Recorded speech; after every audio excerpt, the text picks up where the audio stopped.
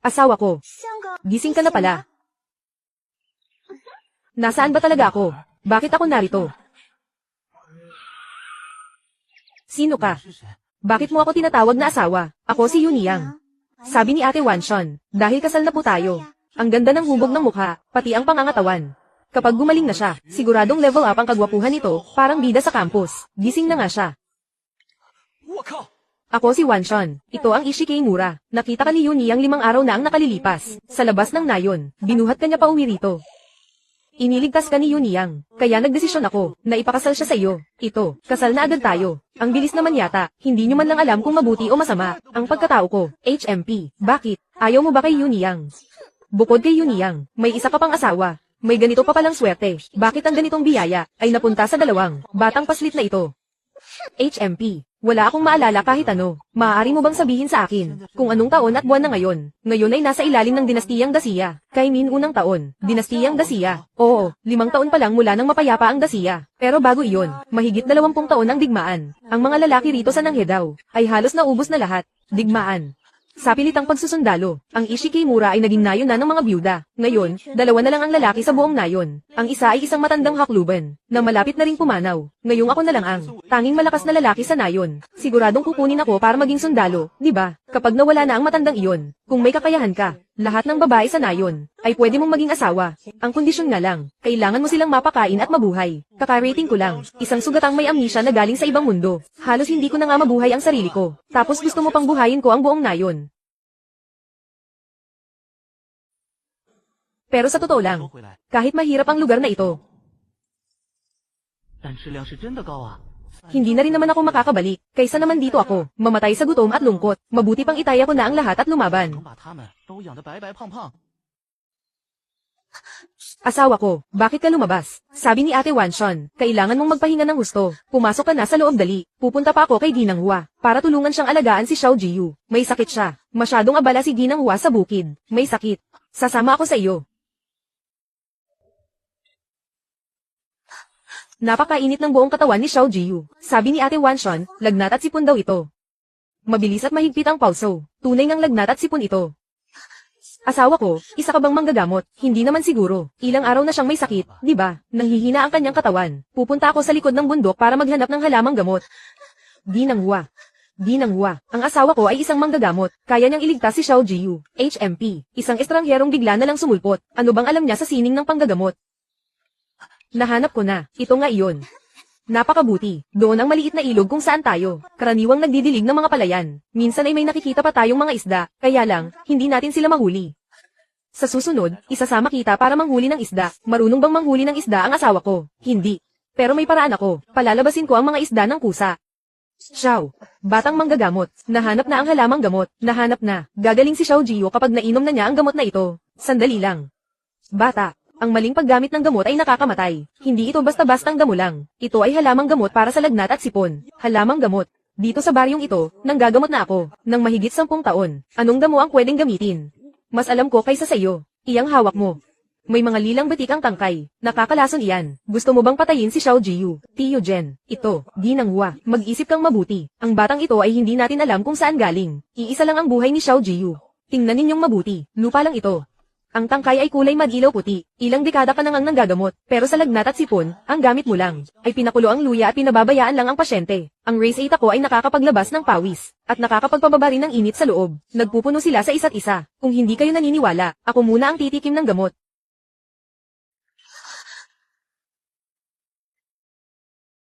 Ginang Hua, magtiwala ka sa akin kahit minsan lang. Kung may mangyaring masama kay Xiao Jiyu, handa akong tanggapin ang anumang parusa mo.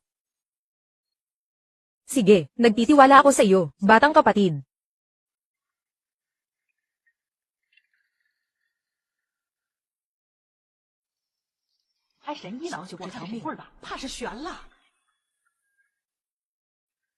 Nanay. Xiao Yuan, maayos na si Xiao Jiyu, galing na talaga siya. Haha. Ang baywang na iyan, ang mga binti, ang ganda ninyong tingnan ng ganyan. Asawa ko, heto ang sa iyo. Huwag kang tumitig kung saan-saan. Xiao Zhu, kapag nagwisik ka pa, wala kang kakaining isda mamayang gabi. Hindi ako natatakot. Yuniyang, tingnan mo ang asawa ko. Napakakuripot. Hindi kuripot ang asawa ko. Napakalaki. Asawa ko, inaapi ako nito. Ang lakas ng loob na kagatin ng asawa ko. Huwag kang matakot, ngayong araw, ito, pati na ang buong pamilya nito, ay uubusin ko sa isang luto. Huwag ka nang magbiro, Xiaozu. Tara na, asawa ko. Ang ibig mo bang sabihin, ay makakahuli tayo ng isda sa ganitong paraan. Hintayin nating lumangoy ang mga isda papasok sa kawayan, at hindi na sila makakalabas pa. Napakagaling talaga ng asawa ko. Tara, uwi na tayo, may masarap tayong hapunan mamaya.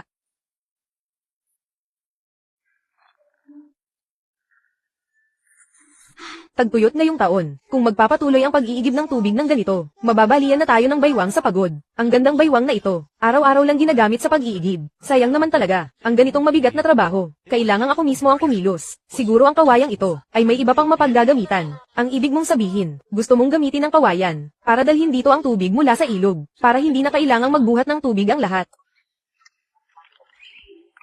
Xiao Yuan, talaga bang kaya ng kawayan na pabaluin ang tubig ng kusa? Mukhang walang problema. Ang mga nakakatawang asawang ito, araw-araw nag-iigib. Gusto ba nilang mabali ang kanilang mga baywang? Hindi maaari iyon. Ang baywang na iyan ay para sa akin. Itinitira iyan para sa kaligayahan sa hinaharap. Tingnan nyo, narito na ang tubig. Dumadaloy na ang tubig. Ano sa tingin nyo? Nailigtas ang inyong mga baywang, di ba? 左边是玉娘的体香，右边是小猪的呼吸声，这夹心饼干的待遇是正经人能顶得住的吗？ Xiao Yuan, ikaw ay nakapagtapos ng mataas na pag-aaral. Hindi pwede, magtiis muna. Mahaba pa ang panahon. Sandali lang. Ang tunog na iyon, isang baboy ramon na nagtatasa ng ngipin. Ang lakas ng loob na galawin ng aking mga pananim. Pagkain iyan para sa aking mga asawa. Naghahanap ka ng kamatayan. Asawa ko, anong nangyari? Baka naman, nagkamali lang ako ng dinig. Matulog na tayo. HMP, ang lakas ng loob na sirain ang aking mga pananim. Sa lalim ng bakas ng paa na ito, hindi bababa sa 300 gin ang timbang nito. Mukhang bumalik na naman ang baboy ramo kagabi. Maraming pananim ang nasira. Kailangan pa naman ng aking asawa ng puhunan para makapagsimula. Ang iyong liempo ay kukunin ko na talaga. Maghuhukay ako ng malaking butas dito. Lalagyan ng mga sanga bilang balat kayo. Gusto mong hamuli ng baboy ramo. Kung mahuhuli natin ito, magiging maginhawa ang ating taglamig.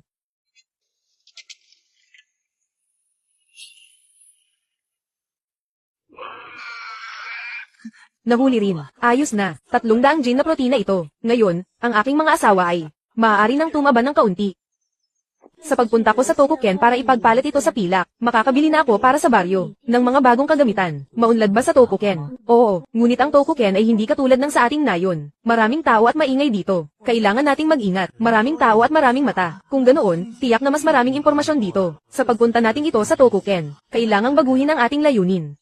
Wanshon, tingnan mo iyon. Napakasaya at napakaingay. Halika, halika, halika. Isang bahay aliwan. Mainam na tingnan din natin doon. Tutal, naghahanap naman tayo ng lugar kung saan maibebenta itong karne ng baboy ramo. Halika, halika, halika. Kahit sino pa man kayo. Basta't masagot ninyo ang karugtong ng tula na ito, maaari na kayong pumasok sa marangyang upuan at kumain ng libreng masarap na piging. Yan Suo Chitang Liyo. Seryoso ba? Hindi ba't luma na ang pakulong ito? Laro-laro lang ito para sa akin. Tara na. May mahalaga pa tayong gagawin. May libreng pagkain dito. Bakit hindi na lang tayo? Kumain muna ng masarap ngayong araw. HMP. Heto na naman ang isa. Isang hampas lupang sinusubukan lang ang kanyang swerte. Ang tulang ito ay hindi para sa mga ordinaryong tao. Bagamat tusaw ang tulang ito, hindi nito mapapatamba ang isang tulad ko. Makinig kayo. Ang aking sagot ay Hu Zhengjin Zaideng. Hu Zhengjin Zaideng. Puro lang mabulaklak na salita, walang kaluluwa ang tula. Ang pinakamahirap na bahagi ng tulang ito, ay ang mga bahagi ng bawat karakter. Kahit 5 salita lang ito, naglalaman ito ng ginto, kahoy, tubig, apoy, at lupa. Ang 5 elemento sa bawat panig. Para sa isang karaniwang tao, napakapahirap nitong tapatan. Ginoo, ang iyong sagot ay napakaayos. At ang diwa ay napaka-elegante. Tunay kang henyo, Ginoo. Tuloy po kayo sa loob. Sa kitid ng utak na iyan, matatawag pa ba siyang henyo? Ang pag-aaral, ay nangangailangan ng likas na talino at pinag-aralan sa pamilya. Kayong mga taga-bukid, manahimik na lang kayo. Tumugma nga ang kanyang sagot. Ngunit parang may kulang pa rin sa lalim ng kahulugan. Oh, narinig ko ang iyong bulong, Ginoo. Aba, itong batang ginoong ito, ang balat ay mas makinis pa sa isang dalaga. Wala ring Adam's apple. Tila iniisip mo na ang sagot ni Ginoong Lee ay hindi pa sapat na mahusay. Siguro ay, mayroon kang mas angkop na sagot. Iniisip ko lang na, marahil, mayroon pang mas natural na paraan ng pagtapat dito. Ang sagot ng ginoong iyon kanina, ay tinanggap na ng may-ari. Nagkataon na ang pamilya ko ay may-ari rin ng bahay aliwan. Kung talagang makakabuo ka ng mas magandang sagot, bibilihin ko sa mas mataas na presyo ang mga hita ng baboy na dala ninyo, at bibigyan pa kita ng dagdag na 10 pirasong pilak. Ano sa tingin mo? Isang salita, tapos ang usapan. Ang kanyang sagot ay, Huzeng Jin Zaideng. Masyadong pangkaraniwan. Makinig kayong mabuti. Ang kasunod na linya ko ay, ang ilaw ay naglalaho sa tulay ng pampang ng ilog. Ikaw. Ang galing. Aba, napakaganda ng pagkakasulat. Si Kuya Xiao Yuan ay tunay na henyo. Kahit ang mga simpleng salitang ito ay naibebenta sa malaking halaga. Itong si Ginoong Mo. Tunay na halimbawa ng taong maraming pera pero kulang sa bait. Ang magkapares na linyang ito, kapag inilagay sa pintuan ng aking TULU, ay saktong-sakto. Napakadaling intindihin ng lahat. Sobra naman ang papuri nyo, Ginoong Mo. Ang mga linyang ito ay gawa lamang para sa okasyong ito, para lang magdala ng swerte. Itong si Kuya Xiao Yuan ay mabuting kaibigan ko. Kailangan niyang bumili ng mga kagamitang pang-agrikultura. Samahan mo si Kuya Xiao Yuan sa pamimili. Siguraduhin mong piliin ang pinakamahusay. Maraming salamat sa iyong pagtulong, Ginoong Mo. Huwag ka nang mahiya, Kuya Xiao Yuan. Ang makilala ang isang taong may talino na gaya mo, ay isang karangalan para sa akin. Sa susunod, kung may kailangan ka, pumunta ka lang dito sa TULU ng pamilya mo para hanapin ako. Salamat na lang talaga kay Ginoong Mo sa pagkakataong ito. Ang mga kagamitan sa baryo, sa wakas ay mapapalitan na ng bago. Subalit, itong si Ginoong Mo, bakit napakabait niya sa atin? Tila hindi biro ang kanyang tunay na pagkatao. Hayaan mo na siya. Wala naman tayong anuman sa ngayon. Wala rin kahit ano. Nananaisin niyang makuha sa atin. Isipin muna natin ang kasalukuyan. Napakapayat mo. Masakit sa kamay kapag niyayakap kita. Ang asawa ko, si Xiao Yuan, ay dapat alagaan hanggang sa maging malusog at mabilog. May magandang hubog ng katawan. Asawa ko, kakain ng marami si Yuniyang. Huwag mo akong iiwan. Hindi iyon ang iniisip ninyo. Pero Yuniyang, Xiao Zhu, may ilang bagay, sa tingin ko, ay dapat kong ipaliwanag ng malinaw sa inyo. Kahit na mag-asawa tayo sa pangalan, ngunit alam ko, nasa inyong mga puso, maaaring hindi pa kayo handa. Patapusin niyo muna ako. Kayo ang nagligtas sa buhay ko. Kayo ay ang pinakamalapit na mga tao sa akin sa mundong ito. Gusto ko na maging tunay tayong pamilya. Asawa ko, kung papayag kayo, maaari tayong magsama muna na parang magkapatid. Kapag lumaki-laki na kayo ng kaunti, at marami na kayong naranasan, kung gusto nyo pa rin maging asawa ko, saka na tayo magpakasal ng formal. Ayos ba? Sige. Sandali lang. Tingnan nyo ang mga batong iyon doon. Asawa ko, huwag kang lalapit doon. Ang mga iyon ay mga batong may lason. Dati sa baryo namin, may mga tao na namatay dahil sa lason ng mga batong iyan. Noon, may nakakita rin sa mga batong ito. At tila may asin sa loob ng mga bato. Kaya masaya nilang iniuwi ang mga ito. Ang resulta, matapos kainin ay lahat sila namatay sa lason. Posible kayang ito ay minahan ng asin. Kung totoo nga ito, magiging maluwag na ang daan natin sa hinaharap.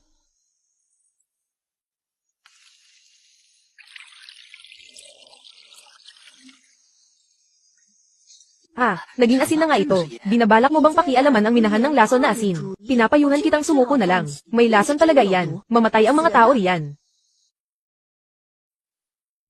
Ito, nagawa nga talaga. Tinikman ko na. Halos kapareho na ng pinong asin. Dahil simple lang ang mga gamit natin ngayon. Kung hindi, mas maganda pa sana ang kinalabasan. Masyadong mapanganib ang bagay na ito. Ang lihim na paggawa ng asin ay isang malaking kasalanan na may parusang kamatayan. At masyadong malaki ang kikitain dito. Kapag nalaman ito ng iba, hindi lang ikaw, kundi ang buong nayon ay mapapahamak. Isang malaking kasalanan. Bakit? Hindi ba malaking kasalanan din ang magutom? Tingnan nyo sina Yuniyang at Xiao Zhu. Sira-sira ang mga suot nilang damit. Hindi ba malaking kasalanan din iyon? Kung gaano kalaki ang panganib, ganoon din kalaki ang kita. Hindi lang ito basta asin. Ito ang magsisilbing susi ko dito, sa dinastiyang Dacia. Dahil dito, hindi lang ako mabubuhay ng maayos, kundi mabubuhay pa ako sa gitna ng karangyan gabi-gabi. Naiintindihan ko, kaya ang asin na ito, gagamitin lang nating magkakasama. Sa susunod na pagpunta natin sa Tokuken, sabihin nating binili lang natin ito doon. Mamahaji tayo ng kaunti sa lahat, para mayroon tayong magandang dahilan. Tandaan nyo, kaunti lang ang gagawin natin sa bawat pagkakataon. Hindi dapat ito malaman ng iba. Ang nakita at narinig nyo ngayong araw, ay nakasalalay ang ating mga buhay. Kahit isang salita ay huwag ninyong ipagsasabi sa labas. Ako, nangangako kami.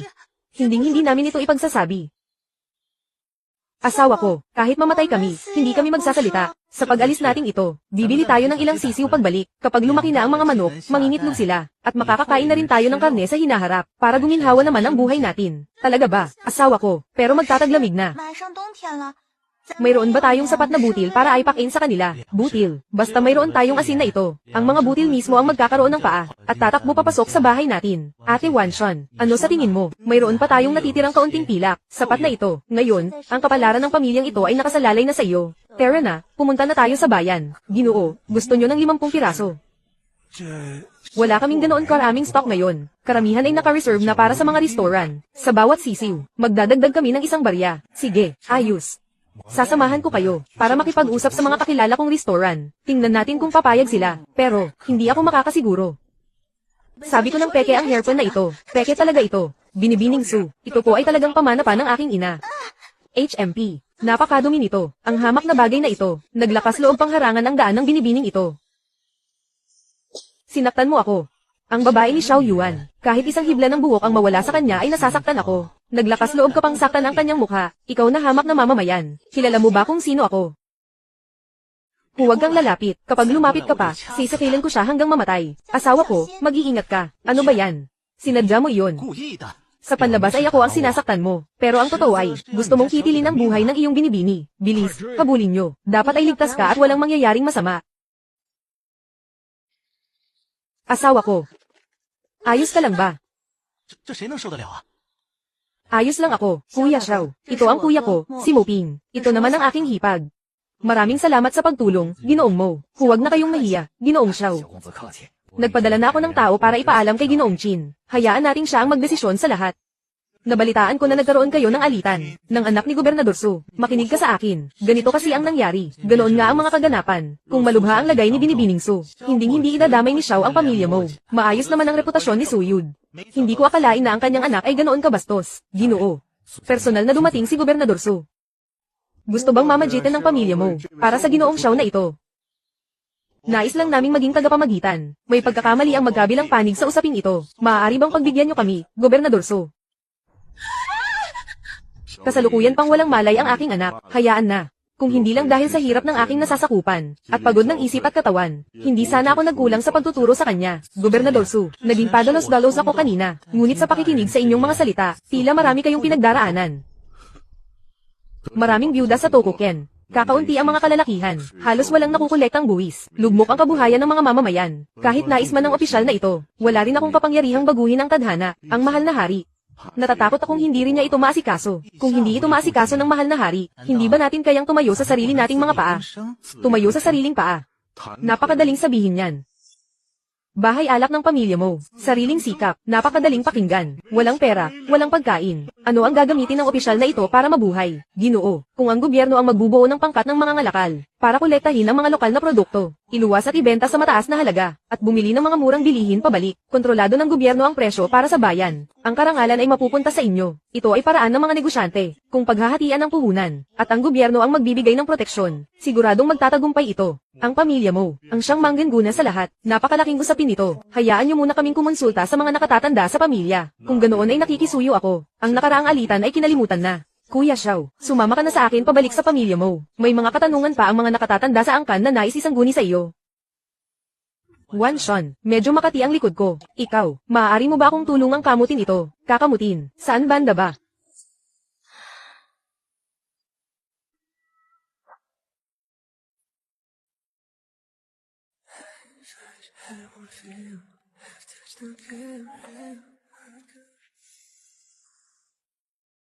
May isa pang mahalagang bagay, tungkol sa pagbili ng mga kalakal. Hinding-hindi maaari, kasama na rito ang mga butil at mga kagamitang pandigma. Ang pagbebenta ng butil sa mababang presyo, ay maaaring mapagkamalang panunuhol sa damdamin ng mga tao, lalo na ang mga kagamitang pandigma, iyan ay mahigpit na ipinagbabawal. Napakaingat mag-isip ni Ginoong Xiao. Kung ganoon, kailangan naming humingi ng pasya mula sa duke mo. Ginoong Xiao, maaari bang ponlakan mo kaming uminom ng ilang baso? May ilang bagay pa akong nais isangguni sa iyo.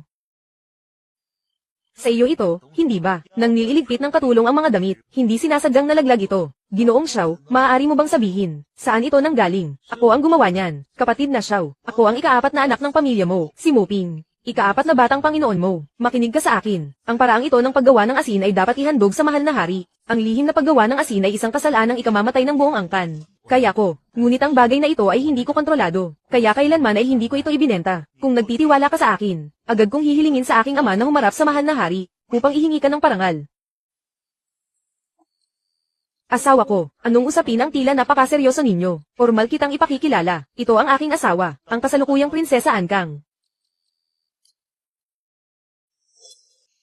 Bukas, dalhin mo ako sa Ishikimura. Nais kong makita ng sarili kong mga mata kung paano nagiging pino ang nakal alasong asin. Sige, Xiao Qing, sumama ka rin sa amin. Pagkatapos mapatunayan, bumalik ka agad sa Kyoto. Ipaalam ang bagay na ito sa aking ama. Naiintindihan ko. Napakasimple lang ng proseso ng paggawa. Unang durugin ang mga batong may lason. Mas pino, mas mabuti. Pagkatapos ay tunawin ito, salin, at sa huli ay pakuluan hanggang matuyo. Iyan na ang pinong asin. Ang mga prinsipyong sinabi mo kanina, hindi ko naintindihan. Basta't nakakagawa ng asin, ayos na iyon. Naitala mo ba ang proseso?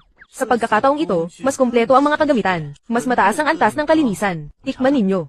Ito ba talaga ang galing sa piraso ng makamandag na batong iyon kanina? Nakita ko ng sariling mga mata. Paano ito magiging peke? Pagbalik ko, agad akong susulat ng liham sa aking ama. Dapat itong makarating sa kaalaman ng mahal na hari. Hindi naman kailangang magmadali ng ganyan. Maaari muna tayong gumawa ng unang batch ng asin. Lihim na paggawa ng asin. Tila hindi yata nararapat iyan. Gumawa muna tayo ng asin. Kapag nagtanong ang mahal na hari, sabihin nating sinusubukan lang natin ang formula. Sa ganitong paraan, na ipakita na natin ang katapatan, ay maaari pa tayong kumita ng kaunti. Magandang paraan iyan. Alam na ng mahal na hari, tatawanan lang niya iyon.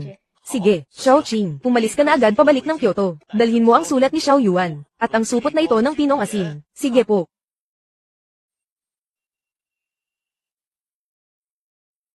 Ama, ito ang sulat ni Kuya Muping, at ang pinong asin na ginawa ni Kuya Xiao Yuan. Talaga bang posible ito, ang makagawa ng pinong asin mula sa minahan ng nakal-alasong asin? Totoong totoo iyan. Tingnan mo.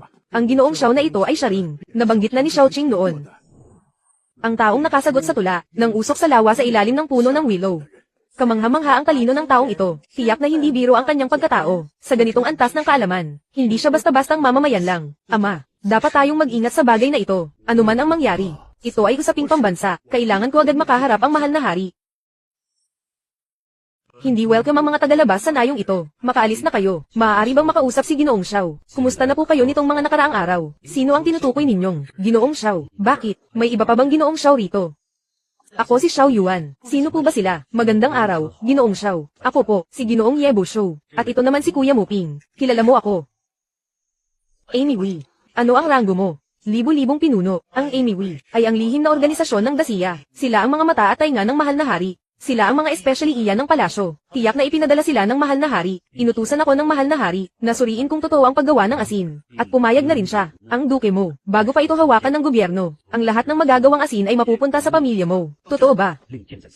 Mabuti kung gayon. Bukas ng umaga, sasamahan ko kayo para makita ito. Hindi maaari. Gusto ko nang makita ang proseso ngayon din. Ngayon, ikaw. Gabi na. Ang pagpapatrabaho sa mga tao sa gabi ay isang uri ng pang-aapi. Bakit hindi na lang ako ang magturo sa iyo? Ikaw mismo ang gumawa ng asin. Para malaman mo kung totoo o hindi. Matututuhan ko ba iyon sa maikling panahon? Madali lang ang paraan. Kaya na ng isang tao. Kuya mo, sa katayuan mong iyan, kahit magkamali ka pa, hindi naman siguro ng mahal na hari, puputulan ng ulo mo. Pero inutusan siya ng mahal na hari na gawin ito. Kahit pa hindi siya ang nagbunyag ng sikreto. Basta't may nangyaring hindi maganda. Tiyak na ang mahal na hari, ang unang pupuputol sa ulo niya. Talagang kapatid kita. Para mo na ring ipinasa ang responsibilidad sa kanilang mga balikat.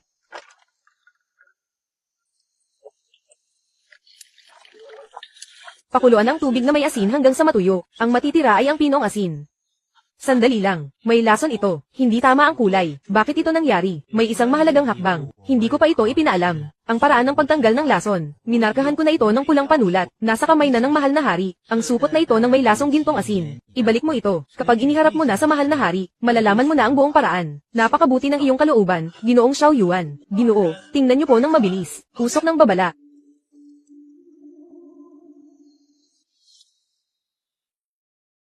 Hindi yan babala ng panganib. Iyan ay usok para sa pagtitipon. Susugod na ang Beiyu sa tarangkahan. Magkakagulo na ang mundo. Kung mamamatay ka sa labas ng tarangkahan, mababawasan ang mundo ng isang tao na handang sumalo ng problema para sa akin. Huwag kang ang masyadong madrama. Hindi dapat ang isang iskolar na tulad mo ang nagpapakamatay. Hindi ka makakapasok sa gitna ng digmaan. Ang kailangan sa Hokumonkon ngayon ay tao. O baka naman paraan para mabuhay. Sige. Ihatid mo ako roon, Ginoo. Ako na po ang magbabantay at maghahatid sa inyo. Pumunta na kayo sa Hokumonkon, Ginoong Xiao Yuan. Kapag hindi nakapasok, ibabalik ko siya rito. Siguraduhin mong mapoprotektahan ng maigi si Ginoong Xiao Yuan. Narito ang punong bandila ng Amy Wei na si Fang Yu. Kapag naantala ang impormasyong militar, kaya nyo ba itong panagutan? Ano naman ang Amy Wei na iyan? Utos ng hukbo lang ang kinikilala sa Hokumonkon. Naparito ako para hanapin si Muping. Noong nasa Tokuken siya, iniligtas niya ang buhay ko. Ngayong araw, kahit hindi mo buksan ang pintong ito, pipilitin kong pumasok. Ulat, may gustong pumasok sa tarangkahan. Nagpapakilala silang mula sa Amy Wei. Gusto nilang makita ang general. Ako mismo ang kakaharap sa kanya. Talagang nagpumilit kang umakyat sa pader. Ano ba ang gusto mong makita? Tinitingnan ko kung saan sila mas lamang sa atin. Nasa ibabaw sila ng kabayo. Pero parang masyadong matatag ang balanse nila. Tingnan mo ang kanilang mga paa. Ang ibig mo bang sabihin ay ang mga telang iyon sa ilalim ng paa? Iyan ay para sa kabayo. Habang nakasakay, kahit sa pagpana, o sa pag-iwas sa mga atake, nagiging napakadali nito para sa kanila. Ang mga kabalyero ng Bayou ay noon pa man. Sikat na dahil sa kanilang mga kabayo. Hindi iyan basta tela lang. Iyan ay tuntungan. Ginawa nilang bahagi na ng kabayo ang kanilang sarili. Paano mo balak talunin iyan? Pumunta sa kampo ng mga panday para subukan ito. Gagawin mong pagawaan ang mismong digmaan. 10 taon yun ang binabantayan ang tarangkahang ito. Pero ang Bayou ay pabilis ng pabilis taon-taon. Ikaw, ibigay niyo sa kanya ang mga kagamitan. Ako ang mananagot kapag may nangyaring masama.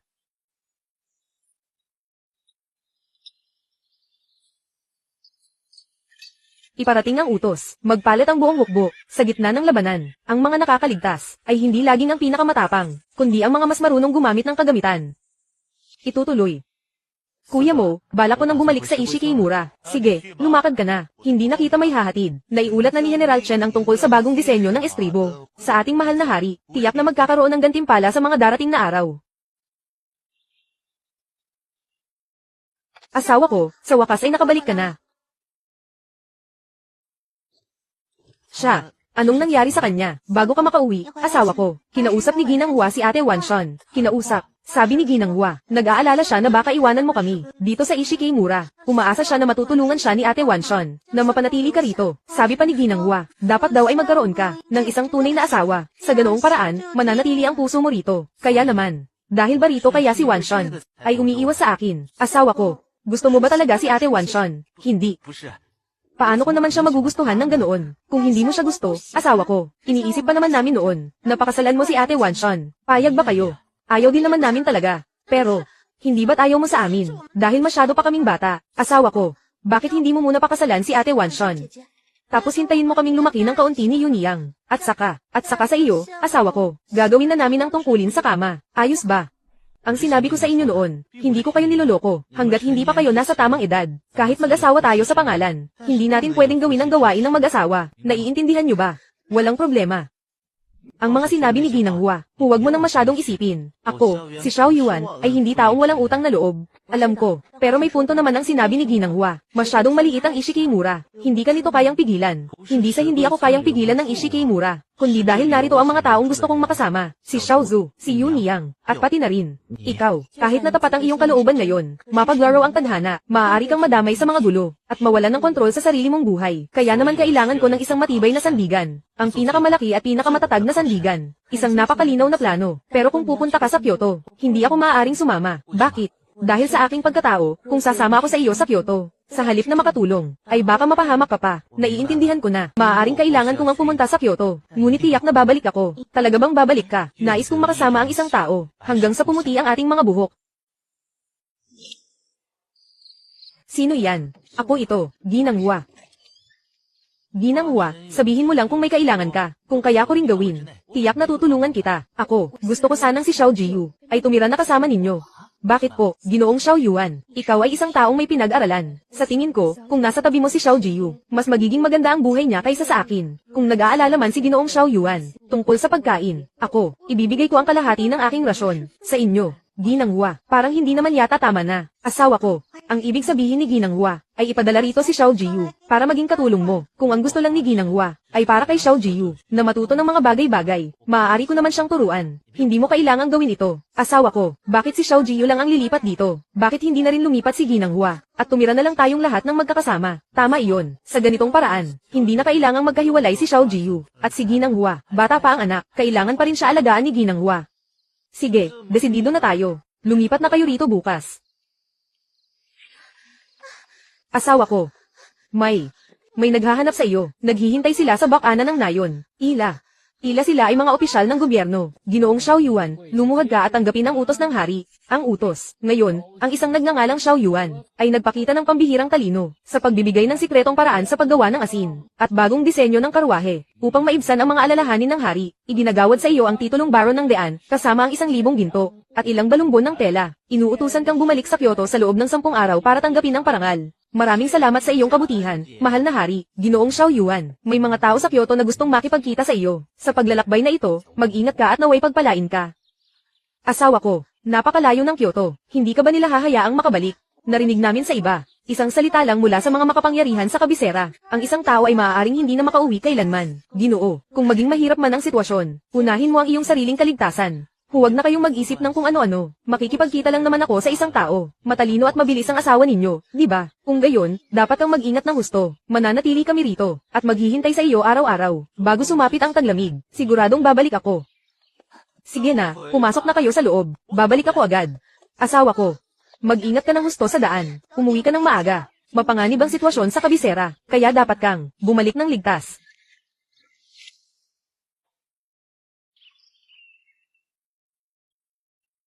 Kuya Xiao Yuan, hindi maganda ang hitsura mo. Ilang araw ka na ring nangangabayo ng tuloy-tuloy. Parang hindi na kinakaya ng katawan ko. Halika na, sumakay ka na sa karwahe. Ihahatid kita sa mansyon para makapagpahinga. Pagbati po sa inyo, Duke Mo, mahusay. Totoo ngang ang mga bayani ay sumisibol mula sa kabataan. Sa pagkakataong ito, maging sa paggawa ng asin o sa mga kabayo, ang pamilya mo ay malaki ang naging pakinabang sa iyo. Ngayong narito ka na sa Kyoto, ituring mo ang lugar na ito na parang sarili mong tahanan. Huwag ka nang mahiya. Maraming salamat po, Duke Mo. Maupo ka, maupo tayo at mag-usap. Ang paggawad sa iyo ng mahal na hari ng titulong Maharlika ay hindi isang madaling bagay. Mula nang itatag ang dinastiya, hindi basta-basta nagbibigay ng titulo kung walang merito sa digmaan. Ang bagay na ito ay hindi ko rin gaanong nauunawaan. Ngunit inutusan ako ng mahal na hari na sa loob ng 10 araw ay magtungo sa Kyoto para mag-ulat. Walang problema, magpahinga ka muna ngayong gabi. Bukas, hahayaan ko si Xiao Qing. Nasamahan ka sa ministry ng opisyal para mag-ulat. Ibibigay nila sa iyo ang mga dokumento at sasabihin din sa iyo kung kailan ka haharap sa palasyo para magpasalamat. Xiao Qing. Bukas ay ipinagkakatiwala ko na ang sarili ko sa iyo. Huwag kang mag-alala, ako ang bahala sa iyo. Xiao Qing, may isang bagay akong hindi alam. Hindi ko alam kung dapat ko bang itanong. Kuya Xiao Yuan, sabihin mo lang, walang problema. Napansin ko na sa harap ng duke. Tila masyado kang kampante at walang formalidad. Ano ba talaga ang relasyon mo sa pamilya mo? Xiao Qing, sa harap ng duke, masyadong malaya ang iyong kilos. Ikaw at ang pamilya mo. Ano ba talaga ang inyong ugnayan? Kuya Xiao Yuan, oras na para sa hapunan. Pinapasama ka ni ama sa akin para makipagkita sa isang tao. Sige. Kuya Xiao Yuan, siya ang aking pangatlong ate, si Prinsesa Ruyu. Ang hamak na si Xiao Yuan, nagbibigay pugay sa prinsesa. Sige na, kumain na tayo. Duke Mo, patawarin niyo po si Xiao Yuan sa kapangahasan. Kung may sasabihin ka, sabihin mo lang. Mahal na prinsesa, matagal na po ba kayong may karamdaman na hindi gumagaling? Kuya Xiao Yuan, paano mo nalaman? Mula nang magkasakit ang aking ate noong simula ng taon, ay ganito na siya kaina. Mapatla ang mukha ngunit hindi dahil sa kakulangan ng dugo. Mabuhay ang paglakad ngunit hindi dahil sa sakit sa binti. Walang ganang kumain. At mabilis hingalen. Ang sakit na dinaranas ng prinsesa. Natatakot akong hindi lamang ito sakit ng katawan. Kung gayon, ano iyon? Sabi ng mga doktor ng palasyo, sakit sa puso ang dala ng aking ate. May mga emosyong nakabuhol na mahirap pakawalan. Ang sakit sa puso ay nangangailangan ng gamot para sa puso. Ngunit ang pangangatawan ng prinsesa ay masyado nang nanghina. Masyado siyang mahina para tumanggap ng malalakas na gamot. Kung magtitiwala kayo sa akin, maaari bang hayaan si Xiao Yuan na suriin ang inyong pulso? Kapwa kulang ang enerhiya at dugo, mahina ang init ng katawan at sakitin. At ang mas malala pa, barado ang daloy ng enerhiya sa atay. At ang puso ay hindi nakakakuha ng sapat na nutrisyon. Prinsesa, lagi po ba kayong nananatili sa loob ng silid at bihirang masikatan ng araw? Duke Mo, ang karamdaman ng prinsesa, ang katawan at isipan ay magkakaugnay. Ito ay naging isang malubhang sakit. Tama ang sinabi ng mga doktor ng palasyo na ito ay sakit sa puso. Ngunit kung gagamutin lang ang isipan at hindi ang katawan, para lang itong pagtatayo ng kastilyo sa hangin. Sa kaunting unos lang, nanganganib itong gumuho. Kuya Xiao Yuan, kaya mo ba itong gamutin? Mahirap, ngunit, hindi naman ito imposibleng gawan ng paraan. Ang mahalaga ay, kailangang magtiwala sa akin ang prinsesa, at handang gumawa ng pagbabago. Dahil sa sakit sa puso na ito ng prinsesa, at dahil na rin sa kawalan ng ehersisyo, kaya lalong nanghihina ang kanyang katawan. Kung magpapatuloy ito ng matagal, natatakot akong hindi na ito maganda. Katie wala, tawagin mo rito ang doktor ng palasyo. Masyadong mahina ang pulso ng prinsesa. Masyadong malaki ang kakulangan sa enerhiya at dugo. Dr. Yang, may paraan ba para magamot ito? Ito ay sakit sa puso. Mahirap alisin ang mga nakabuhol na emosyon. Mula noon, ang sakit sa puso ang pinakamahirap gamutin. Wala na akong magagawa pa.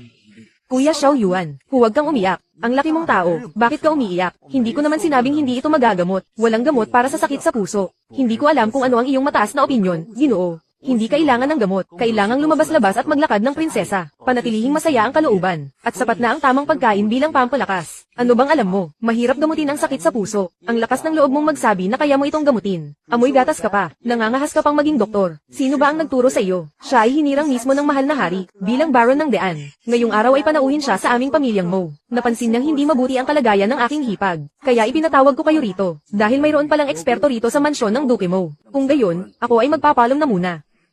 Kayong dalawang walang galang, bumalik kayo, kopyahin ninyo ng 30 beses. Ang mga aral ng dakilang panggagamot, sa edad mong iyan, pamangkin, masyado kang mapanlinlang.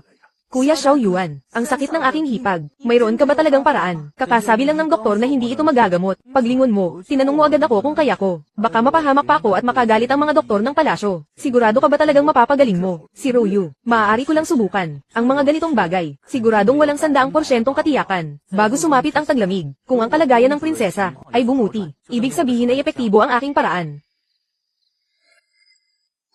Kuya Xiao Yuan, ngunit hindi masarap ang mga pagkain sa mansyon. Si Mo Ching pala, narito ka ba para dalhin ako sa ministry ng paggawa? Sandali lang, matatapos na ako rito. Oo nga pala, mayroon bang itlog dito sa mansyon? Dalhan mo ako ng 2 rito. Itlog, heto, 2 itlog na ito. Hindi nangangahas ang kusinero na magdesisyon ng mag-isa. Mukhang hindi biro ang katayuan mo ah. Ito ay para kay Duke Mo. Hindi ko akalain na may sili pala sa bahay nyo. Kaya gumawa ako ng Yuko noodles. Kung sasamahan pa ng malasado na itlog, siguradong magugustuhan ito ni Duke Mo. Paano naman itong isa? Ito naman ay inihanda para kay Prinsesa Royu. Hindi ko alam kung mahilig sa sili ang prinsesa, kaya hindi ko nilagyan. Pero hinaluan ko ito ng kaunting tinadtad na bawang at luya. Pampaganya rin iyon sa panlasa. Kapag sinamahan pa ng itlog, tingnan natin kung magugustuhan ng prinsesa. Paano naman ako? Ikaw, gusto mo ng maanghang? Pero wala ng itlog. Sabi ng kusinero, 2 lang ang itlog sa bahay. Teka lang, ganito ba talaga kamahal ang itlog? Sa yaman ng pamilya nyo, hindi naman siguro kayo kapos para pambili niyan. Bakit 2 lang? Ang natitirang itlog sa bahay. Sinadya mo ba ito? O nagkataon lang? Kahit medyo maanghang ang bagay na ito, pero ang sarap talaga ng lasa. SSS, sayang at wala nung itlog na sinasabi mo. Bukas na lang. Bukas, kailangan mong paglutuan ako ng may itlog. Gusto ko yung lasa na katulad nung kay ate. Sige. Ano mang gusto mong kainin, ipagluluto kita. Pero sa ngayon, tulungan mo muna ako sa isang bagay. Ihatid mo ito sa iyong ate Ruyu. Ano ito? Liang Shanbo at Zhu Yingtai. Anong klaseng bagay ito? Yung dula na iyon. Hindi ba't mahilig magbasa ng mga kwento? At koleksyon ng tula ang prinsesa. Hindi ako makagawa ng tula sa maikling panahon. Kaya naman, kagabi, dahil hindi ako makatulog, magdamag akong nagsulat ng kwento. Para pampalipas oras ng prinsesa. Dapat alam mo, na siya ay asawa ng 3 kong kuya. Kahit wala na ang kuya ko. Pero, ano bang iniisip mo? Bata ka, ate mo iyon. Kung ate mo siya, ate ko na rin siya. Hindi naman ako ganoon kasama para magkaroon ng maling intensyon sa sariling pamilya. Sige. Masyado lang akong naging mapaghinala. Ginoong Xiao, yung noodles kanina. Talaga bang kayo ang mismong nagluto? Iyon ba? May kaunting alam lang. Baka hindi nagustuhan ng prinsesa ang lasa ng noodles. Hindi po. Nagustuhan po ito ng prinsesa. Naubos niya ang isang malaking mangkok. Sabi pa niya, yung itlog. Napakasarap daw ng lasa. Gusto pa nga raw niyang kumain uli. Mabuti naman kung nagustuhan niya. Kahit masustansya ang itlog, hindi rin dapat kumain ng marami sa isang araw. Bukas na lang ulit tikman ng prinsesa. Tanda ko na po, ako'y susunod. Xiao. Xiao Qing. Ano ito? Ito ang script na isinulat ni Kuya Xiao Yuan. Ibibigay ko ito kay Ate Ruyu, para pampalipas oras. Tamang-tama, ibigay mo ito kay Ate Ruyu, at tingnan mo kung magugustuhan niya. Pero mag-ingat ka ng husto, huwag mong sisirain. Ako, hindi ko pa ito nababasa. Huwag kayong mag-alala, iingatan po ito ng inyong lingkod. Ako si Kuihao, ang langsyang ng Lapibo. Kahit bata pa si Ginoong Xiao, sunod-sunod ang kanyang malalaking tagumpay. Tunay na walang hanggan ang kanyang kinabukasan. Ngayong gabi sa Denkoro, nagpareserba ako ng isang piging. Inaanyayahan ko si Ginoong Xiao na ponlakan kami. Maraming salamat sa paanyaya, Ginoong Kui. Tiyak na darating ako sa tamang oras. Salamat po, mahal na Ginoo. Yung Ginoong Kui kanina, bakit niya ako gustong imbitahan? Sinabi mo na rin, ang apelyido niya ay Kui. Sira ulo ka talaga. At ano naman ngayon, ang pamilyang Kui sa Hilaga ang may hawak ng gobyerno. Karamihan sa kanila ay mga iskolar. Bawat henerasyon ay may mga opisyal. Ang pamilyang Kui naman sa Timog, ay mga negosyante. Ang yaman nila ay hindi mabilang. Kaya nilang tapatan ang yaman ng bansa.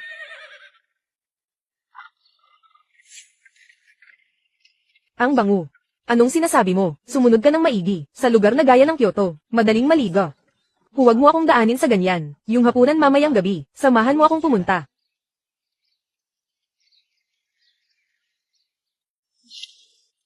Ate Ruyu.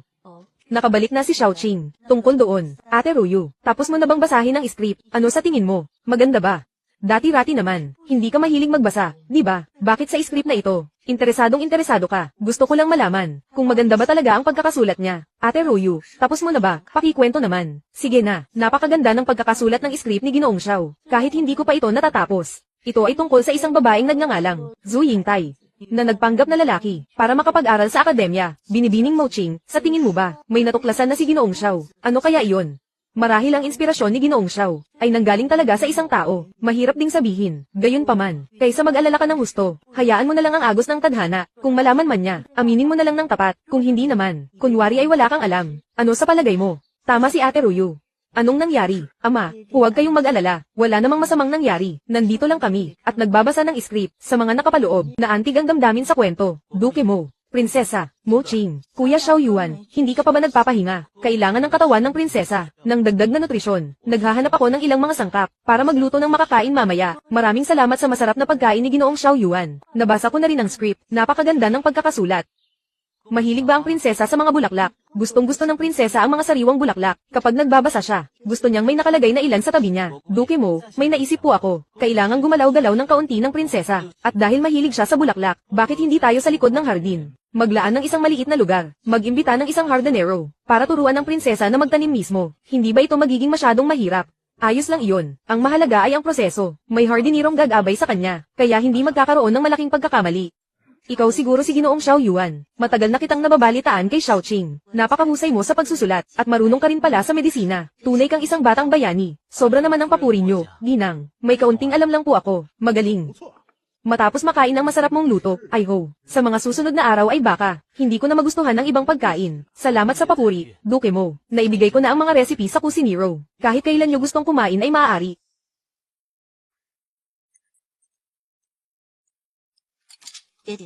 Maaaring sa mga susunod na araw, ay kailangan kong umuwi muna sa amin, ang aking ama at kapatid doon. Hindi ba kayo nagpatawag ng doktor para tingnan sila? Natingnan na sila, sabi ng doktor, noong kabataan nila, masyadong napabayan ang kanilang katawan. Kaya ngayong matanda na sila, ganito na ang nangyayari.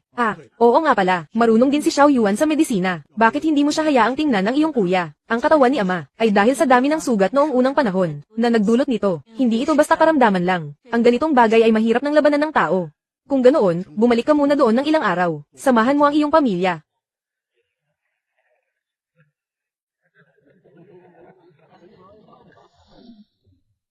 Ginoong Xiao Yuan, paumanhin at hindi kita nasalubong agad. Tuloy po kayo, maupo kayo.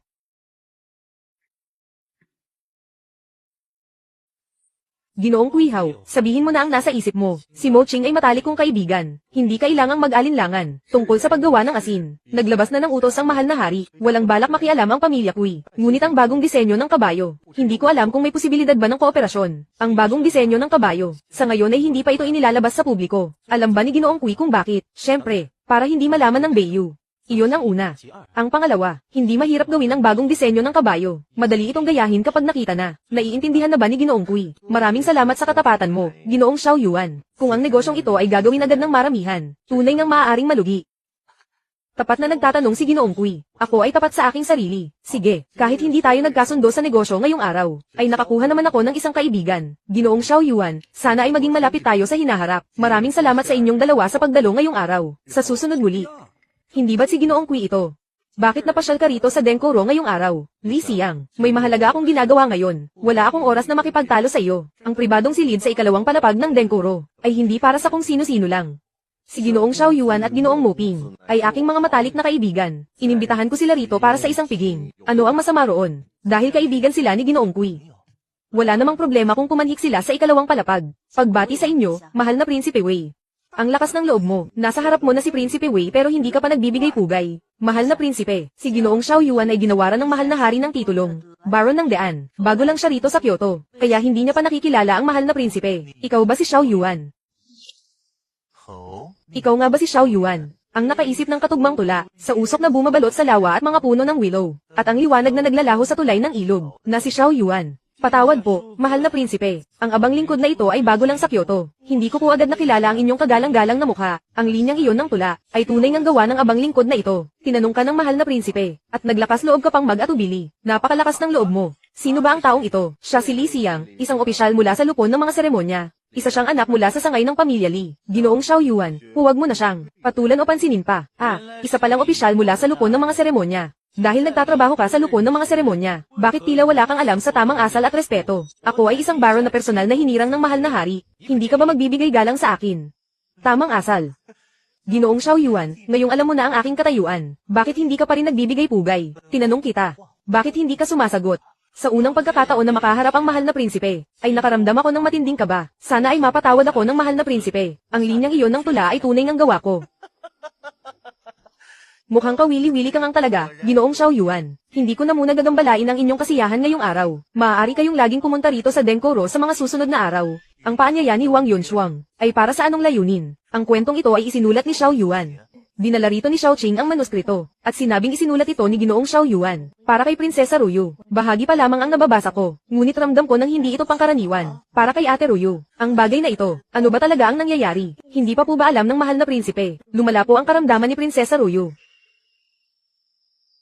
Mahal na hari, ang sulat na ito ay puro pangkaraniwang salita lamang. Walang bahid ng sining o galing sa panitikan. Kahit ang isang bata sa paaralan ay kayang sumulat nito. Bagaman simple ang mga salita, ngunit ang daloy ng kwento ay kapana-panabik, at ang mga tauhan ay tila babuhay na buhay. Ang sining ng pagsulat ay hindi lamang nasusukat sa mabulaklak na salita, dahil ganoon ang papuri ni Yunshuang. Siguradong may kakaiba at espesyal sa kanya. Kung ganoon, pupuntahan ko si Ate Ruyu. Hihiram ako sa kanya ng ilang kopya ng mga sulat kamay. Tamang-tama, bibisitahin ko na rin siya. Sino ba talaga ang Prinsipe Wei na iyon? Si Prinsipe Wei Tangyu ay anak ng mahal na reyna. Matalino siya bata pa lang. Kaya paborito siya ng mahal na hari, ang Denkoro. Sinasabing pag-aari niya ang gusaling iyon. Masyadong magulo rito sa Kyoto. At maraming mapanganib na tao. Pagkatapos nating magbigay galang sa mahal na hari, mas mabuti pang maaga tayong bumalik sa Ishikimura.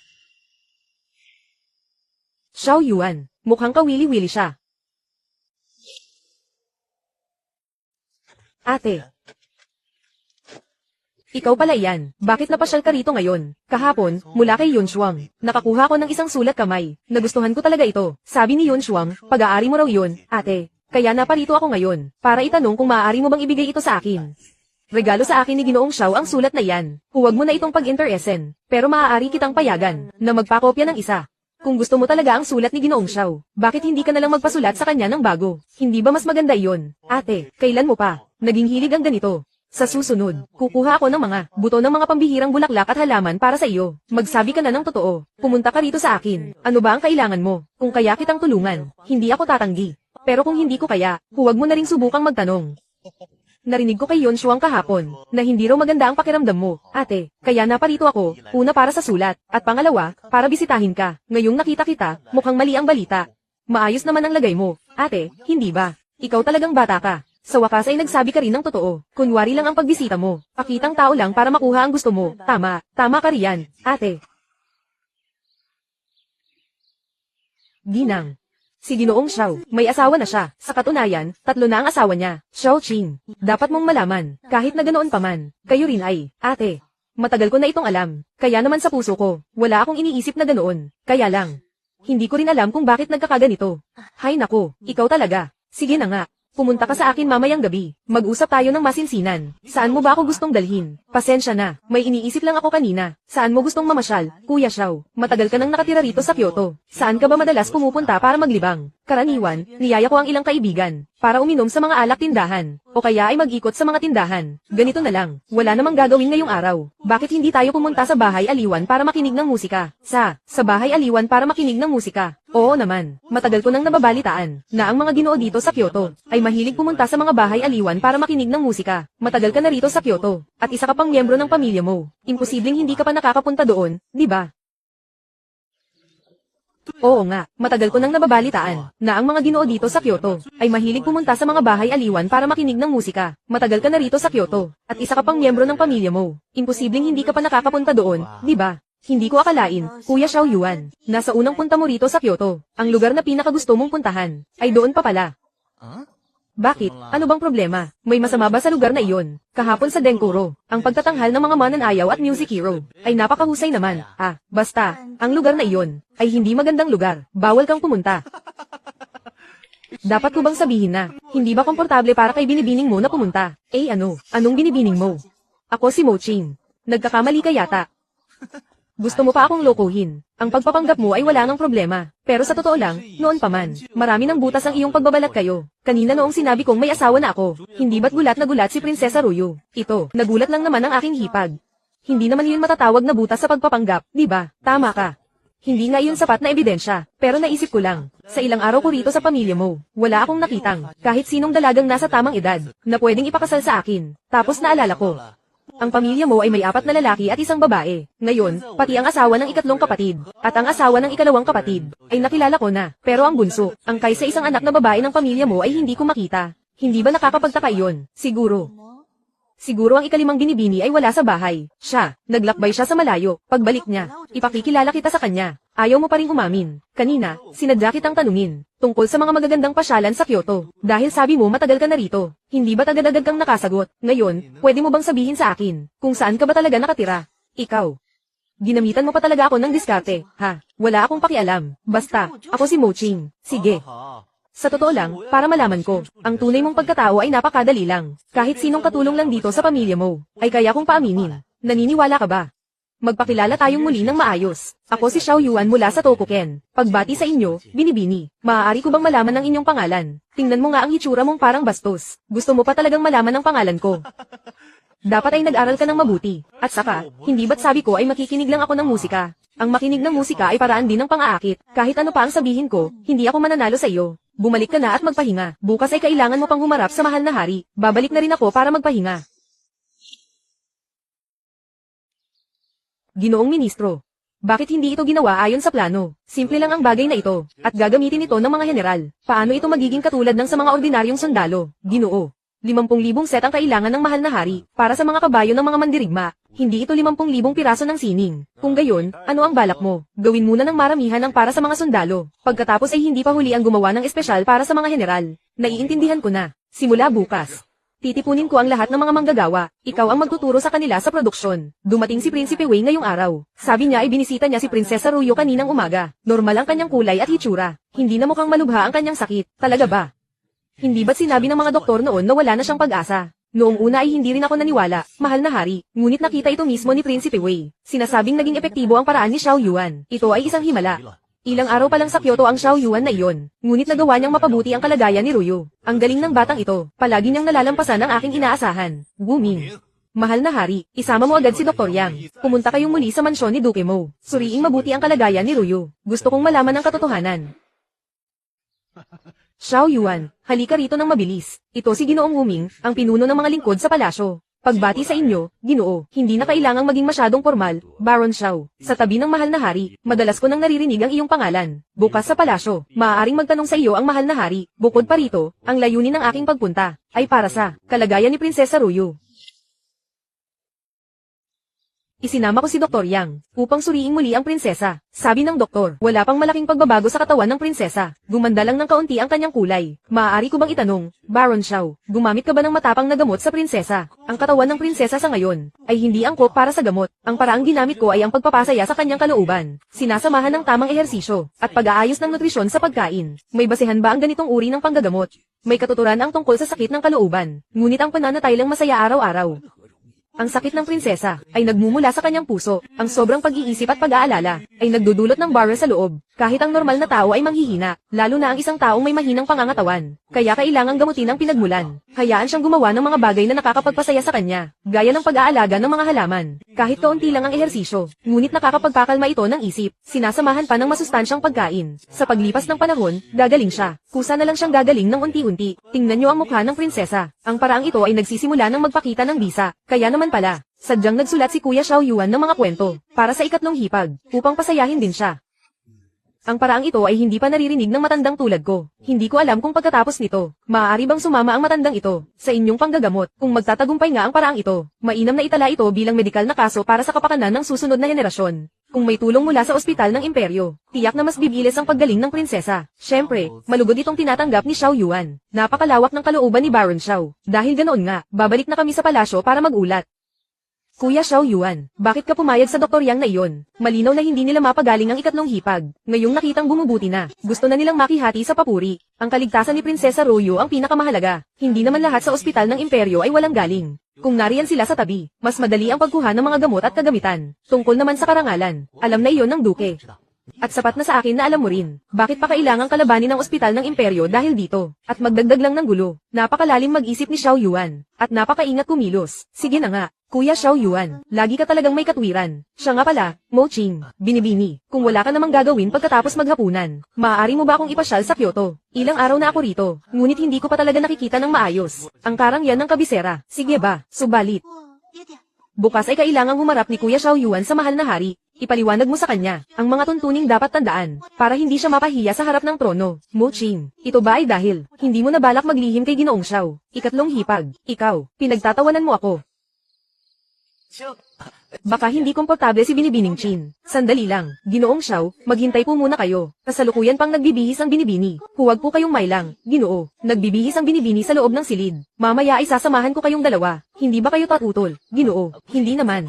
Nagsuot siya ng damit pambabae. Hindi ko alam kung ano ang magiging hitsura niya.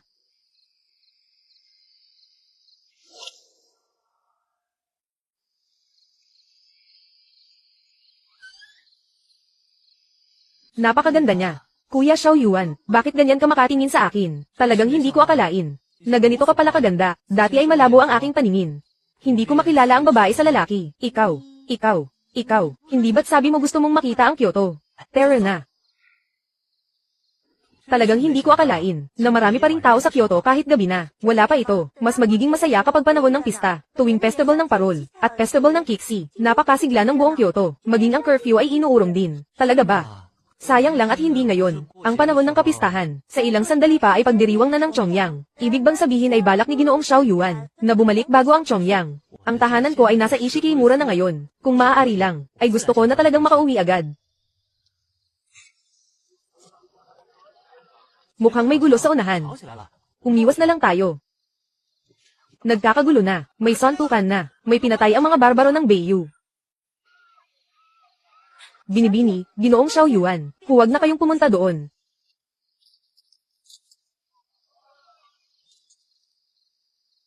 Tigil. Sino itong magandang dilag na ito, na nangangahas makialam sa amin? Nasa dinastiyang Dasiya ka, ang manakit ng tao sa gitna ng kalsada. Maniniwala ka ba kung sasabihin kong, hindi kayo makakalabas ng buhay sa Kyoto? Sa tingin mo ba?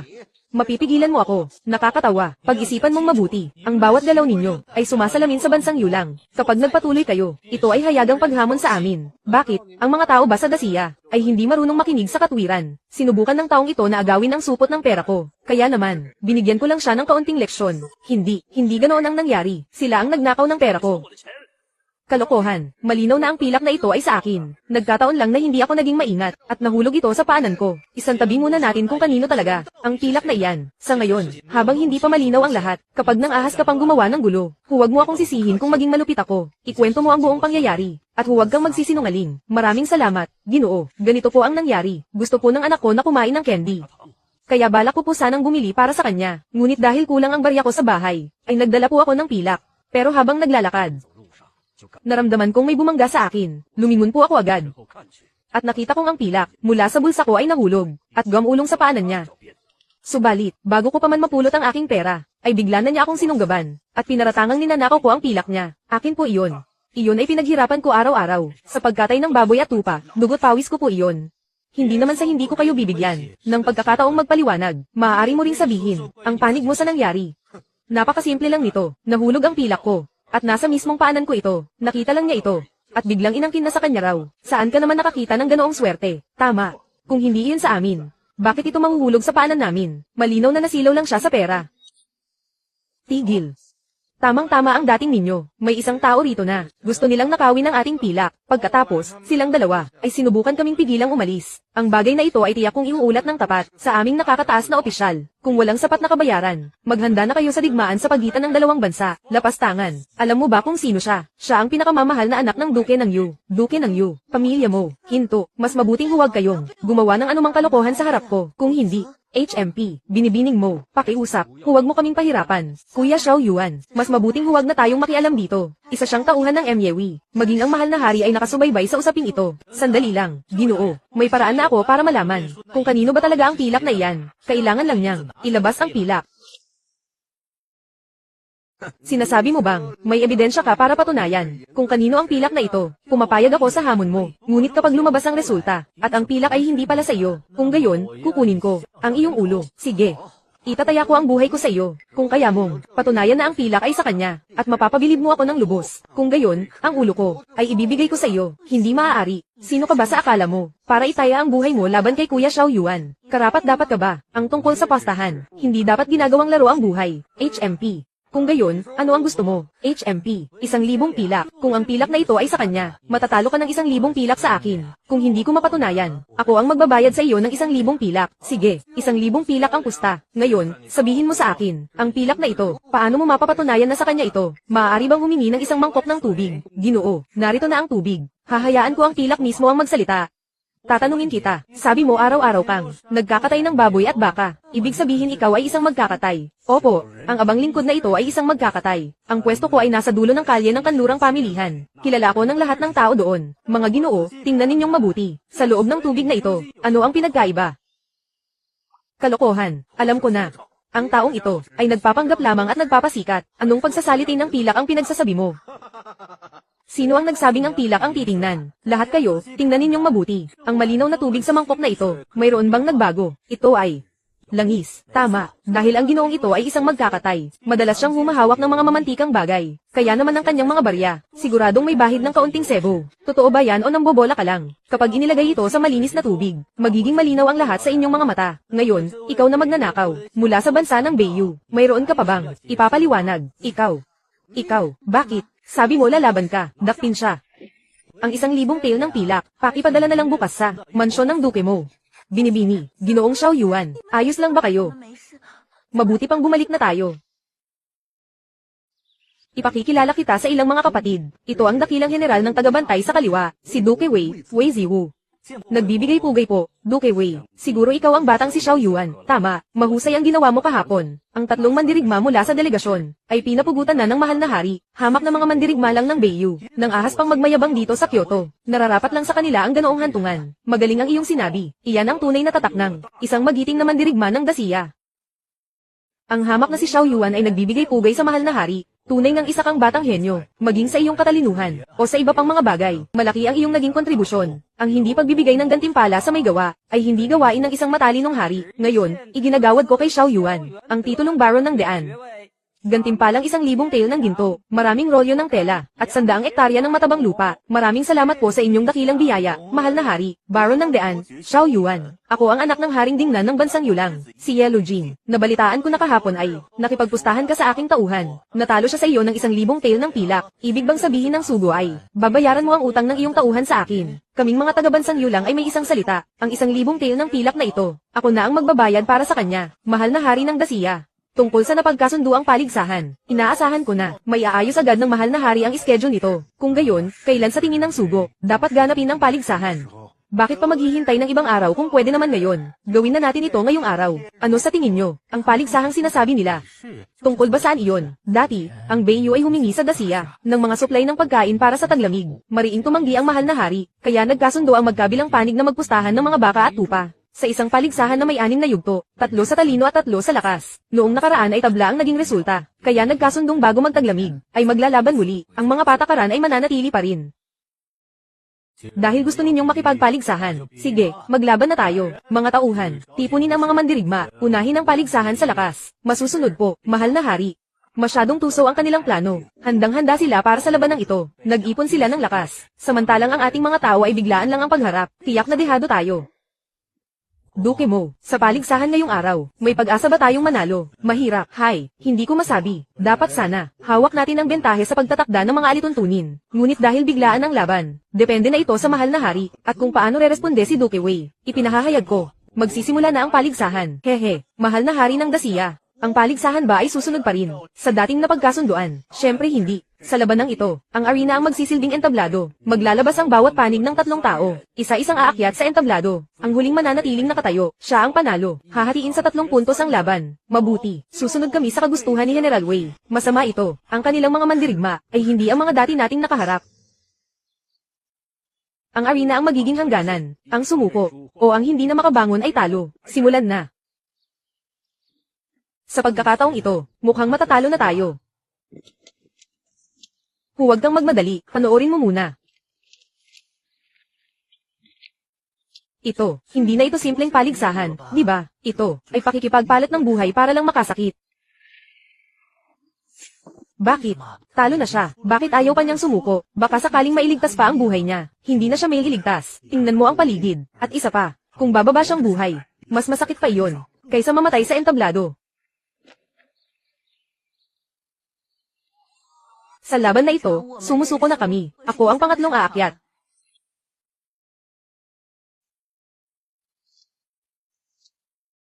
Oras mo na.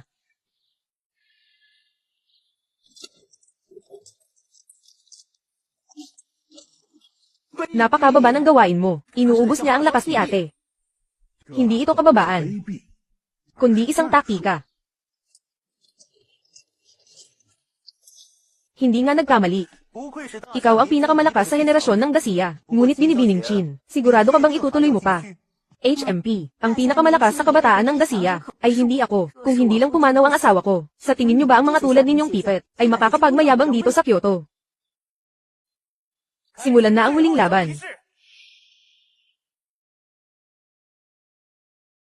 Ang taong ito ay hindi biro. Ang Tribong Yellow ay pumipili ng pinakamalakas taon-taon upang maging mandirigma. Ang taong ito, malamang siya ang pinakamalakas sa tribo ni Yellow. Ate, kailangang kayanin mo ito.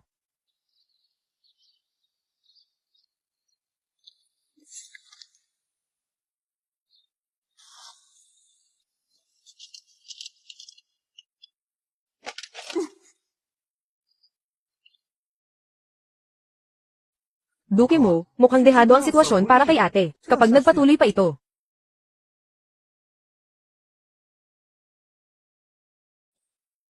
Ate, saluhin mo ang sibat. Tamang-tama ang dating. Mahal na hari, dahil ito ay paligsahan sa sining ng pakikipaglaban, bakit kamao at paalang ang gagamitin? Ang inyong lingkod ay naglalakas loob na magmungkahi ng paggamit ng mga sandata. Tama po, mahal na hari, kamao, paa, at mga sandata, dapat ay lahat iyan ay paglabanan. Mahal na haring siya, kalahati na ang natatapos sa laban. Hindi ba parang mali na baguhin ang patakaran ngayon? Makatwiran lang na gumamit ng sandata sa laban ng pisikal.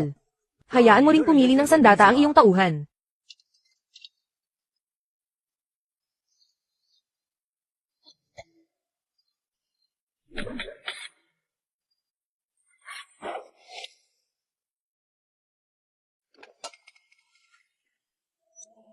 Mahal na hari, ang dalawang iyon kanina, ay nauwi na sa sitwasyong tabla at parehong talo. Sa tingin ng inyong matandang lingkod, ang laban na ito ay dapat ituring na tabla. Sugo ng yelo, ang round na ito ay ituturing nating tabla. Ano sa tingin mo, mahal na haring siya, hindi ito patas. Nang umakyat siya kanina, malinaw niyang sinabi, nasisuko kayo sa isang laban. Sa 3 puntos ng laban ng pisikal, hindi naman kami humihingi ng marami. 1 puntos lang ang gusto namin. Ang natitirang 2 puntos ay ituring na lang nating tabla. Namimilit ka lang ng sarili mong katwiran. Kapag tabla, natural na walang makakakuha ng puntos. Kahit sino ay wala dapat makuha. Binago ninyo ang patakaran sa gitna ng laban. Pero hindi na kami kumibo. Kung hindi kayang makipagpaligsahan ng Dacia, aalis na kami ngayon din.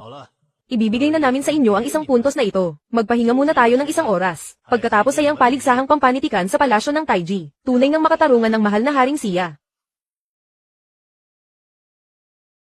Wenshan, may kumpiyansa ka ba sa paligsahang pampanitikan?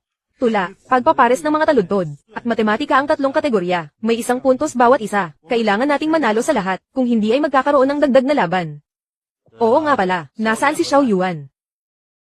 Mahal na hari, narito po ang inyong munting lingkod. Lingkod kong lingkod. Ano ang ibig mong sabihin sa munting lingkod na iyan? Ano po kasi iyon? Bata pa po ang inyong lingkod. At mababa lang din po ang aking katungkulan. Iniisip ko lang po, na ibukod ang sarili ko sa ibang mga dakilang opisyal. Ayos lang iyan. Nabalitaan ko na magaling ka sa pagpapares ng mga taludtod. Ang unang taludtod mula sa Beiyou noon, ay nasagot mo agad ng kapares na taludtod. Totoo po iyon. Ngunit ang talagang kinagalingan ko, ay hindi ang pagpapares ng mga taludtod. Kung ganoon, saan ka ba pinakamagaling? Sa paggawa ba ng mga kagamitan o sa sining ng panggagamot? Ano po kasi, mas magaling po ang inyong lingkod sa matematika.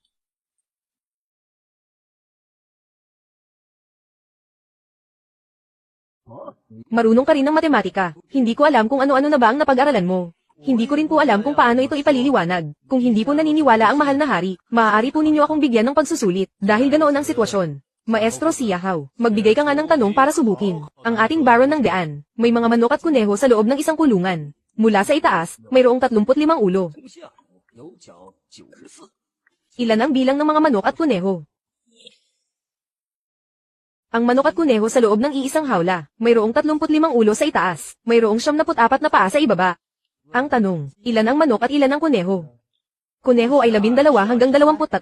Paano mo nalaman ang sagot? Siyempre, kinalkula ko ang sagot. Magsabi ka ng totoo. Nakakita ka na ba noon ng eksaktong kaparehong problema? Napakadali lang lutasin ang paraang ito.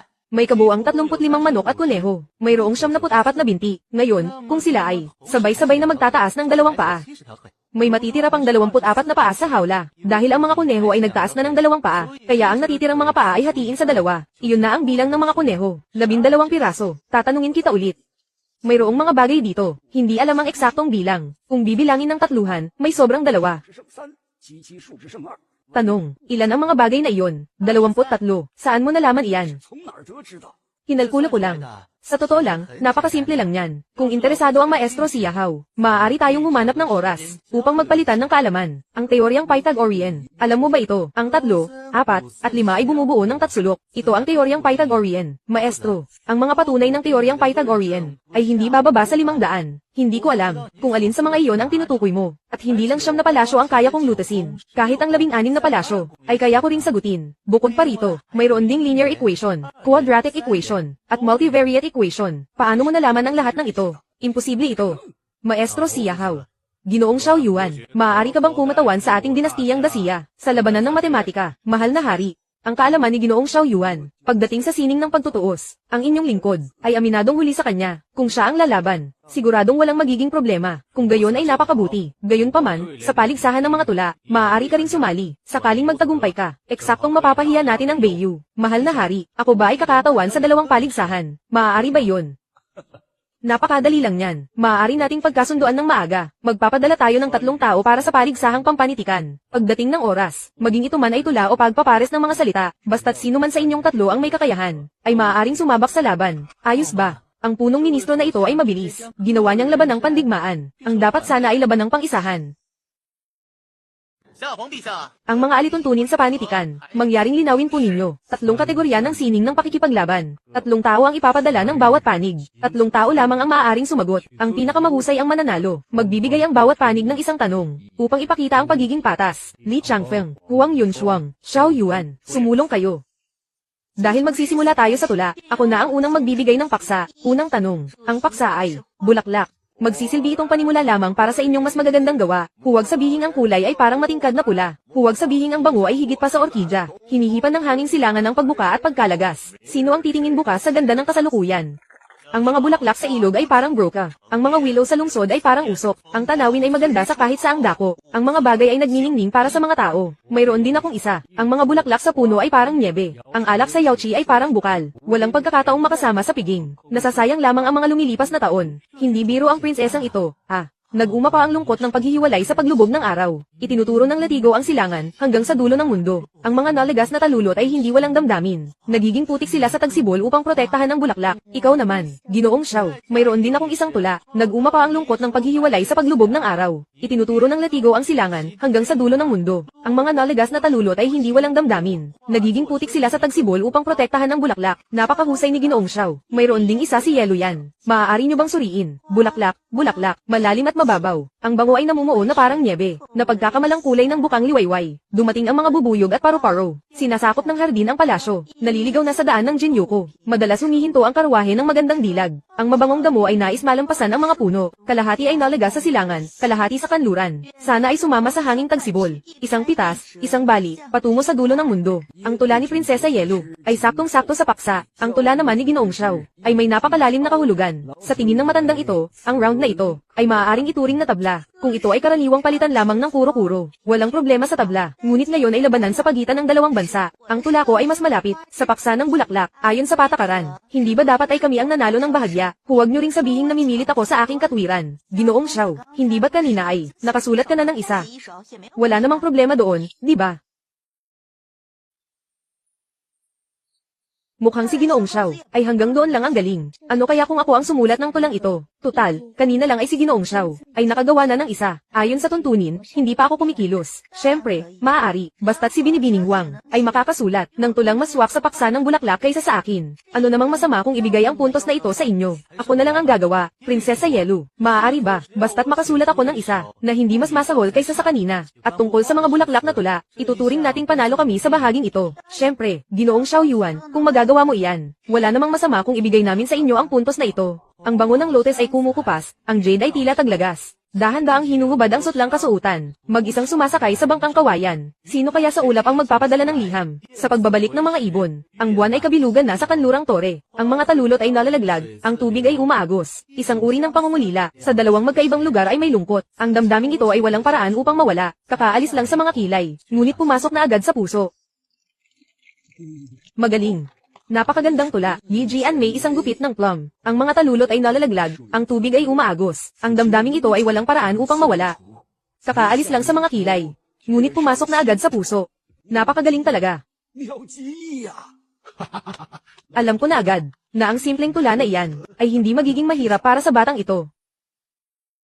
Prinsesa Yelu yan, hindi ko alam kung ang tulang ito, ay nakapagbigay kasiyahan sa iyo. Ginoong Xiao Yuan, napakatalino mo. Ang tulang ito ay higit na mahusay kaysa sa akin. Sa bahaging ito ng tula, tinatanggap ko ang pagkatalo. Hindi ko akalain, na si Ginoong Xiao Yuan, ay ang taong may pinakamalalim na itinatagong galing. Sa pagkakataong ito, nagkamali ng kalkulasyon si Yelu yan. Ngunit sa susunod, hindi na ito magiging ganoon kadali.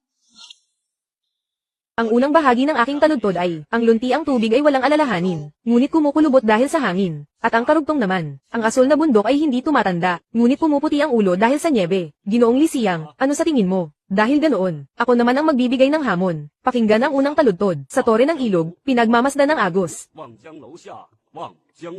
Ang tore sa ilog ay panghabang panahon. Ang agos ng ilog ay panghabang panahon.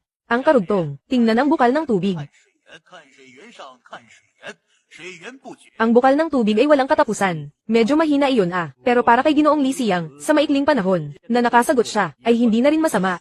Dahil hindi ka nasisiyahan, pakinggan mo ang aking karugtong, sa balon ng refleksyon ng buwan. Ang tanawin ng buwan ay 10,000 taon, ang anino ng buwan ay 10,000 taon. Napakahusay, kumpara sa sagot ni Ginoong Li Siyang. Ito ay mas palido at wasto. Hindi nga nagkamali si Ginang Huang. Siya nga ang numero 1 dalubhasang babae sa Kyoto. Humahanga ako. Ngunit hindi ko alam, kung si Ginoong Xiao Yuan, ay mayroon pang mas magandang karugtong. Nagbigay ka ng isang hamon, kailangan naming sumagot ng 3. Ang dami mong Saturday, maglalaban pa ba tayo o hindi na?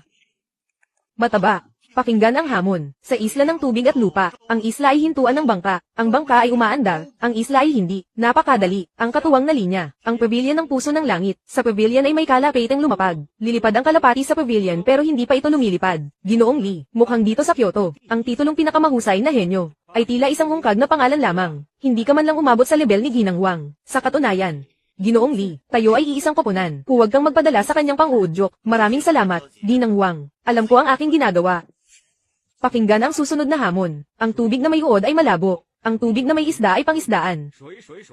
Ang mga ilog at lawa ay napakalawak. Ginoong Li, sa pagkakataong ito, hihingi ka na naman ba ng tulong kay Ginang Huang? Tila si Ginoong Li ay, naubusan na ng galing at talino. Kung hindi mo na kaya, sumuko ka na lang. Baka sakaling ituro ko pa sa iyo ang sagot. Hoy, matabang lalaki doon. Makinig kang mabuti. Makinig ng maigi, matabang lalaki. Ang katuwang na linya ay, sa ilalim ng kahoy ay ang ugat. Kahoy, at marami pang kahoy. Ang mga pino at cypress ay bumubuo ng madilim na kagubatan. At isa pa, magbibigay ako ng unang linya. Ang phoenix ay lumapag sa puno ng Fermiana. Sasagutin ko ang katuwang na linya. Ang mga perlas at hiyas ay perpektong nagkakaisa. Sadyang hindi ko akalain na ganito pala kagaling si Ginoong Xiao Yuan. Tungkol naman sa titulong pinakamahusay na henyo ng Kyoto, magbibigay ka ba ng hamon o hindi? Kung hindi, ituturing ko itong pagsuko mo. Bakit ang dami mong Saturday? Mukhang kampante masyado si Ginoong Xiao Yuan. Sige, pakinggan ang unang linya. Ako ay isang tao, nakasakay sa isang kakaibang kabayo. Humahawak ng mahabang busog. Isang sibat lang ay sapat na sa pakikipaglaban. Ang mga kwerdas ng kudyapi at biolin. Ang 8 dakilang hari. Ang mga hari ay nasa itaas. Paano niya nalaman ang linyang ito? Posible kayang siya rin ay alak na jade ng palasyo. Ito ang iyong unang linya. Alam mo ba kung ano ang eroplano? Lumilipad na manok. Isang lumilipad na manok. Ginoong Xiao Yuan, ibibigay mo ba ang katuwang na linya o hindi? Kung hindi, Ipapalagay ko na talo ka na. Mukhang nagkataon lang ang lahat. Ikaw na hamak na tao. Nagpapanggap na kagalang-galang. Naghahanap ng marangyang damit. Pagdaop ng mga kamay ay agad na nagmamalaki. Ang apat na maliliit na multo ng kadiliman. Ang mga multo ay nasa tabi-tabi lang. Mahal na hari, ang susunod kong hamon ay hindi madaling sabihin sa salita. Maaari ko bang hiramin ang apat na kagamitan sa pagsulat? Ihanda ang apat na kagamitan sa pagsulat. Ginoong Xiao Yuan, ano ang ibig sabihin nito? Matalino nga ang Prinsesa Yelo. Dahil ganyan, hindi ko na rin itatago ang aking galing. Ang unang linya ay dapat basahin bilang Chang Chang Chang Chang Chang Chang Chang. Hindi ko alam kung paano mo babasahin ang maikling ito. Paano basahin ang ikalawang linya? At ano ang kahulugan nito? Siya nga pala, ang linyang ito ay maaari ring basahin bilang Chang Chang Chang Chang Chang Chang Chang. Kung sasagutin ninyo ang ikalawang linya, kailangan gumamit ng parehong salita na may dalawang pagbigkas. Dapat tumugma ang dalawang paraan ng pagbasa. Sa kahulugan ng aming unang linya bago ito tanggapin. Tapos na ang oras. Maaari na bang ibigay ng delegasyon ng Beiyu ang sagot? May tanong ko lang, ano ba talaga ang sagot sa ikalawang linya? Ang sagot sa linyang ito ay pituring salitang anchang. Kung ang unang linya mo ay Chang Chang Chang Chang Chang Chang Chang, ang ikalawang linya naman ay Chang Chang Chang Chang Chang Chang Chang. At ganoon din sa kabaligtaran. Ganoon pala iyon. Ganoon pala iyon. Sadyang ganoon nga pala. Tanggap ko ang aking pagkatalo. Mga kawal, kunin ang nakakahiya at walang kwentang bagay na ito. Ikaladkad palabas. Sa madaling salita, ang dinastiyang Dacia ang nanalo sa paligsahan ng tula. Prinsesa Yelo yan. Ang paligsahan sa matematika. Maaari na ba nating simulan?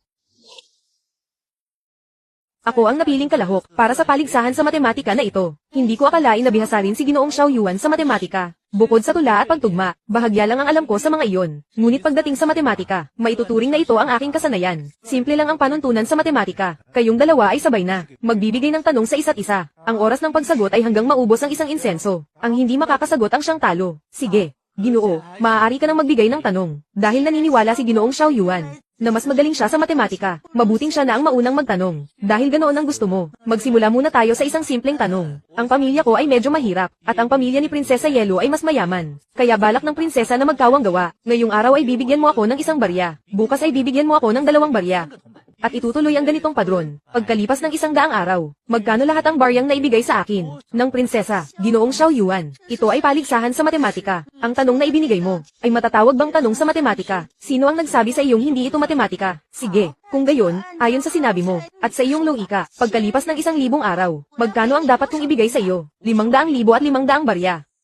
Mahal na hari ng Dacia, ang Ginoong Xiao Yuan na ito, ay nanggugulo lamang dito. Hinihiling ko na paalisin siya sa palasyo. Xiao Yuan, hindi mo ba ito ipapaliwanag? Dahil ang mahal na hari na ang nag-utos. Kung gayon, ako ay magbibigay ng paliwanag para kay Prinsesa Yelo. Sa katunayan, napakasimple lang ng paraan ng pagkalkula nito. 1 barya sa unang araw. Sa loob ng 100 araw ay 100 barya. Hindi niyo ba napansin na may sinusunod na batas o padron dito?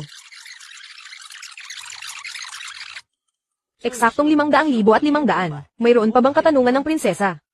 Dahil hindi makasagot ang mga sugo ng Beiyu, at nasagot na ni Xiao Yuan ang katanungan, pati na ang pagpapaliwanag sa paraan ng paglutas nito. Sa paligsahang ito ng matematika, ang dinastiyang Dacia ang panalo. Kuya, ang tagal nating pinagplanuhan ito. Matatalo lang ba tayo ng ganito? Hindi ako makapayag. Gusto ko siyang makatunggali muli, sa pangangabayo at pagpana, pero baka hindi siya pumayag. Mapapapayag ko siya. Ginoong Xiao, tila hindi pa rin tanggap ni Yelo yan ang pagkatalo. Nais kanyang hamanin muli. Ano sa tingin mo? Paumanhin. Wala na akong balak pang makipagpaligsahan. 1,000 ginto. Kapag natalo ako, ibibigay ko ang ginto sa iyo. Kailangan mo lang sumama sa akin, at tumira sa Beiyu sa loob ng 1 taon. Ang ganda ng pangarap mo. Sa kakarampot na 1,000 ginto, nais mo nang makuha si Ginoong Xiao. Bakit hindi mo nalang itaya ang sarili mo? Kapag natalo siya, sasama siya sa iyo. Kapag ikaw ang natalo, mananatili ka rito para maging asawa niya. Aking kapatid, tayo na. Kung nais mong maging asawa ko, hindi naman imposible iyon. Kayong mga taga-Beiyu, wala na ba kayong mga lalaki roon? Nananaginip ng gising, sadyang mapang-akit ang ating Duke de An.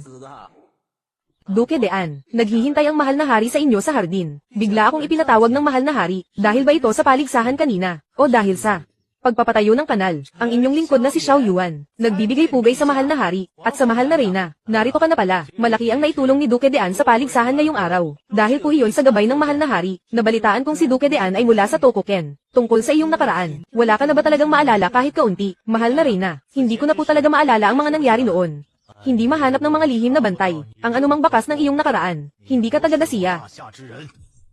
Basta't mananatili kang tapat sa dasiya, maaari kong kalimutan ang iyong pinagmulan. Ngayon, sabihin mo sa akin ang totoo mong pinanggalingan. Tunay ngang pambihira ang mahal na hari, ngunit ang aking pinagmulan ay medyo kakaiba. Baka walang maniwala kapag sinabi ko. Makinig muna tayo sa sasabihin mo. Hindi ko alam kung narinig na ito ng mahal na hari.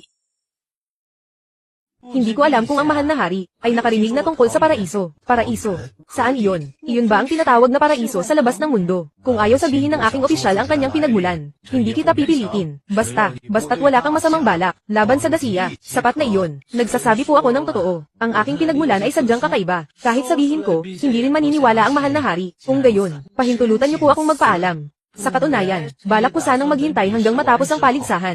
Pagkatapos ay babalik na ako sa Ishikimura sa Tokuken. Doon ay may mga asawa ako, na naghihintay sa aking pagbabalik. Mahal na hari, baka gusto ninyong pakinggan. Marahil ay hindi nagsisinungaling ang duke ng Daan. Galing nga ako sa paraiso sa labas ng mundo. Ngunit ngayon ay isa na akong tao ng dinastiyang Dasiya. Dahil, ang paraiso sa labas ng mundo ay, wala na. Naglaho na. Anong ibig mong sabihin? Ang ibig kong sabihin ay, tuluyan ang naglaho ang paraiso sa labas ng mundo. Ayon sa kalkulasyon ng aking mga guro, upang mapanatili ang pagpaparami ng isang lahi, kailangan ng hindi bababa sa 1,000 tao. At ang relasyon ng 1,000 taong ito, ay dapat sapat ang layo sa isa't isa. Ang pagpaparami sa pagitan ng magkakamag-anak, anong ibig sabihin yun? Ayon sa paliwanag ng aking guro, ito ay kapag sa loob ng 3 henerasyon. Ang mga taong may iisang ninuno, ay hindi maaaring magsama. Kung hindi, ang mga batang isisilang, ay may higit sa 70% tsansa, na maging hindi malusog. Totoo ba ang bagay na ito? Sigurado po iyon. Sa huli, ang mga natitirang nakatatanda, ay kaming mga batang hindi pa nasa tamang edad, ay pinagsama-sama, alinman sa sirain ng mahiwagang harang. O ang paraiso ay tuluyang mawawasak. Kaya kayo, ilang tao ang nakatakas. Ako lang po ang tanging nakaligtas. Pagkalabas ko, malubha ang sugat ko at nawalan ng malay. Kung hindi dahil sa tulong ng mga tao sa Ishikimura,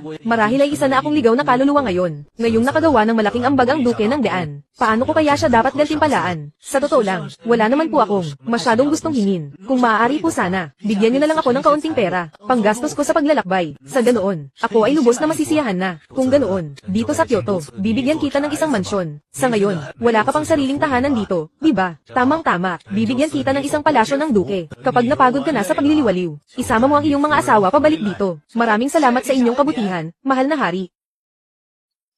Mukhang si Erlang ay hindi naniniwala sa kanyang mga sinabi. Sa ngayon ay wala pang anumang ebidensya, kaya ang anumang sabihin niya ay hindi ko muna pinaniniwalaan.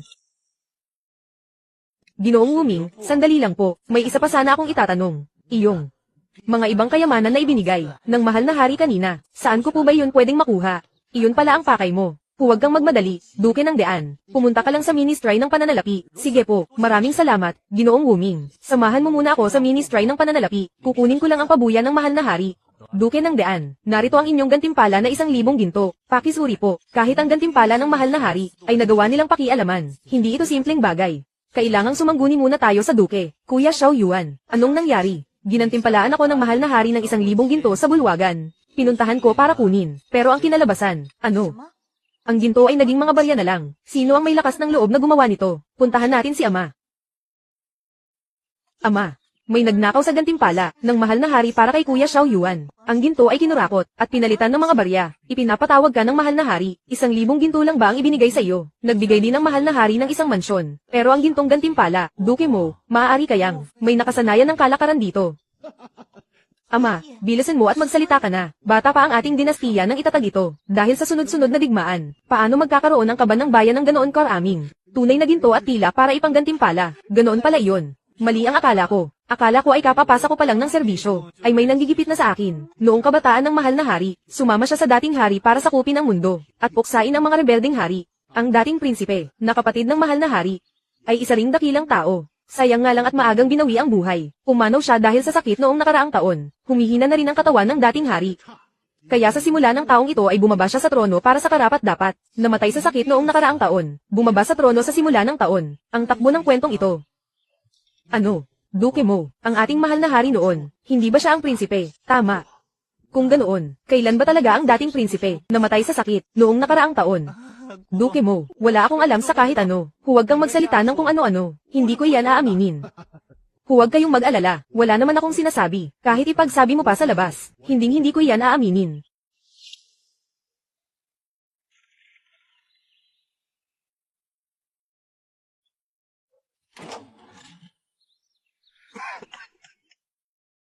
Ito po si Ginoong Xiao. Ako po si Xiao Yuan. Nagbibigay pugay sa duke ng KY. Hindi na kailangan ng labis na paggalang. Kuya Xiao Yuan. Duke. Maaari po bang suriin ko ang inyong pauso? Sige, tuloy. Duke, madalas po ba kayong makaramdam ng panghihina, pagkahilo at sakit ng ulo, na may kasama pang pagduduwal at kawalan ng lakas? Lahat ng sintomas na iyan ay nararanasan ng aking ama. Duke, maaari po bang pakihubad ang inyong sapatos? Alam mo ba kung anong sakit ang mayroon ako? May ideya na po ako, ngunit hindi pa po tiyak ang sanhi sa ngayon. Ate, mayroon ba kayong mga karayom na pilak dito? Kailangan ko po ngayon. Mayroon. Narito ang mga karayom na pilak. Dugo. Maitim ang dugo. Baka nalasan siya. Nalasan. Hindi naman. Tungkol sa sinasabi nyo, ito ay dahil sa kakulangan ng oxygen, kaya ito naging kulay itim. Isa rin itong palatandaan ng kakulangan sa dugo ng katawan. Duke mo, madalas ba kayong makaramdam ng pagkahilo? Kahit kaunting hilo o lagnat lang, ay hindi na kayo makabangon sa higaan, at mahirap itong gumaling. Inaantok tuwing tag-init, at laging walang sigla, at tuwing taglamig ang pinakamahirap. Hindi maayos ang paghinga, at hirap na hirap huminga. Eksaktong-eksakto. Ngayon ay masisiguro ko na. Ang sakit na nararamdaman ng Duke ay anemia o kakulangan sa dugo. May lunas ba rito? Kailangan ng mahabang panahon ng pag-aalaga. Iwasan ang alak. Sa pang-araw-araw, maaari kayong kumain ng tengang daga, dugo at atay ng baboy. Maaari itong gawing sabaw, o kaya ay ilugaw. Bukod pa rito, mayroon pa akong ilang race 8 rito. Pakisulat nyo ang mga ito. Ate Chin, nabalitaan ko noon na mayroon pa kayong isang nakatatandang kapatid. Nandito na ako sa mansyon ng Chin. Nararapat lamang na bumati ako sa kanya. Kung hindi ay baka maging kawalan ito ng galang. Medyo espesyal ang kalagayan ng kapatid ko. Kadalasan ay hindi siya lumalabas para humarap sa bisita. Mayroon bang problema? Kay Kuya Chin. Alam mo naman, ang sakit ni Ate Ruyo noon ay nasa isip lang. Baka sakaling makatulong ako. Ang kuya ko, nahulog siya sa kabayo ilang taon na ang nakalilipas. At nadurog ang kanyang talampakan dahil sa tapak ng mailap na kabayo. Ganoon pala ang nangyari. Pakiusap. Ate, pakisabi sa kanya, na si Xiao Yuan ay nagnanais na bumati. Sige. Itatanong ko sa kanya, Kuya.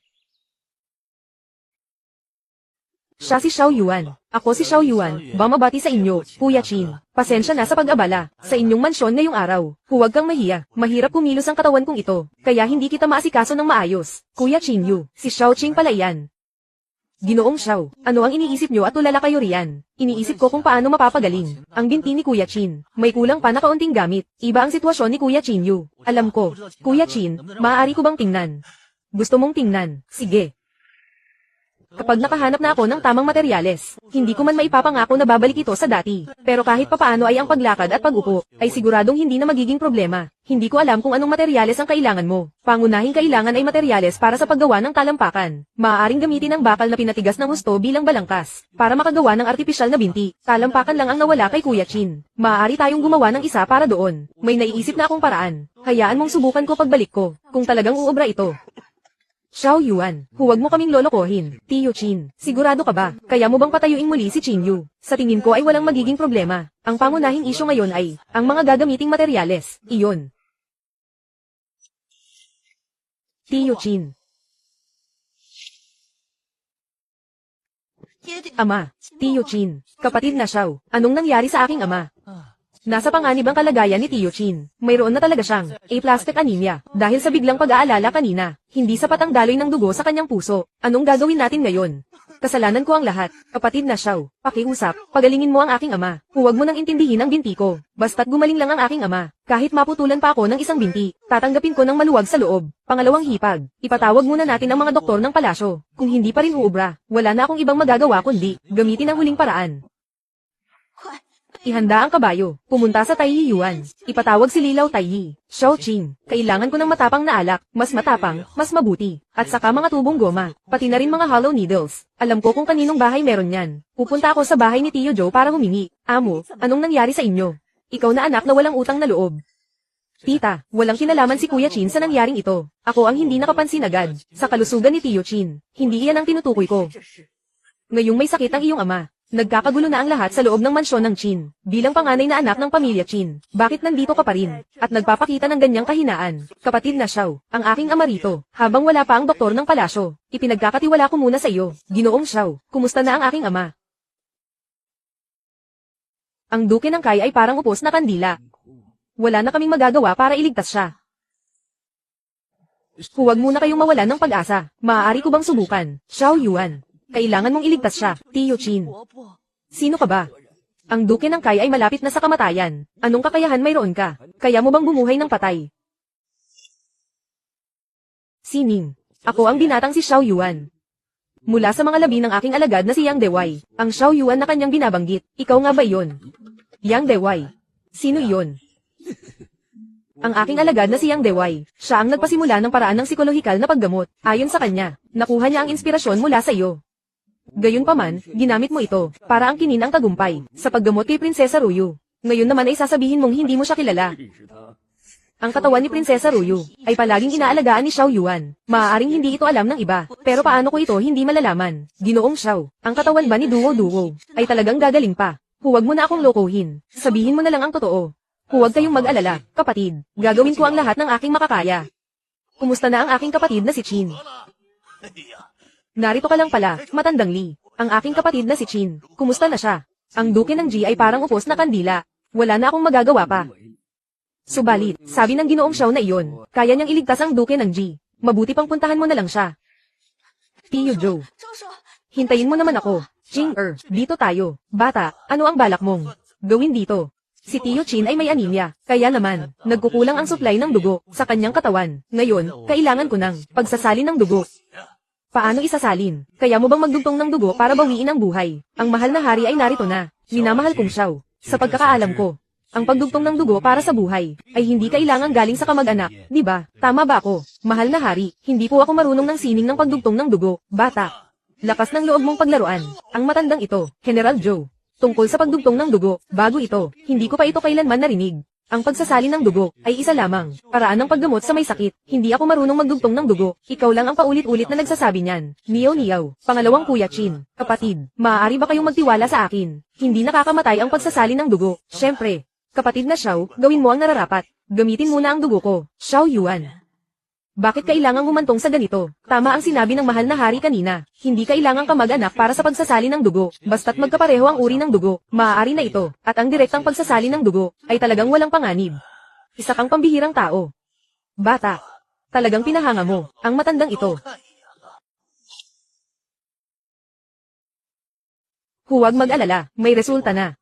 Ang uri ng dugo ko at ni kapatid, ay parehong pwede, Kuya Xiao. Paanong nangyari iyon? Ako ang kanyang ama, ang panganay na anak, ang dugo namin ng aking ama. Paanong mangyayaring magkaiba? Kuya Chin, hindi ito, isang imposibleng bagay. Maaaring namanan ninyo, ang uri ng dugo ni Tio Chin. O maaari ring namanan ninyo, ang uri ng dugo ni Ginang Chin. O baka nga naghalo pa, ang kanilang mga dugo, at naging panibagong uri, Kuya. Inay, ito ang pinakamabuting paraan. Kaya naman sa bagay na ito, hayaan ninyong ang inyong anak ang gumawa. Hindi maaari, hindi ba't sinabi ni Ginoong Xiao Yuan, walang panganib sa pagsasali ng dugo, ano kaya? Hindi ko alam kung, maaari bang gamitin, ang mga utusan, o mga katulong sa mansyon ng Chin. Tama. Dahil naisip nyo na rin lang, sana'y sinabi nyo na agad, Kuya Xiao Yuan, Ginoong Xiao Yuan, ano ang ginagawa mo? Huwag kayong mag-alala, Ginang Chin. Hindi ba't sinabi ko na, walang panganib sa pagsasali ng dugo, kaysa hayaan ko kayong mangamba. Mabuti pang ako na lang ang gumawa, Ginoong Xiao Yuan, napakalaki ng utang na loob namin. Ang pamilya Chin, ay hindi ito malilimutan. Ginang Chin, bilis, tulungan nyo siyang tumayo, paano ko matatanggap ang ganitong pagpupugay? Iya, napakahusay mo. Mahal na hari, hindi ko alam ang sinasabi ninyong pagsasali ng dugo na nakakamatay. Ngunit sa aking pagkakaalam, ang pagsasali ng dugo ay isang paraan ng paggamot sa may sakit. Hindi ito kung anong milagro o mahika. Pakiusap, hayaan ang punong doktor na suriin muli si Tio.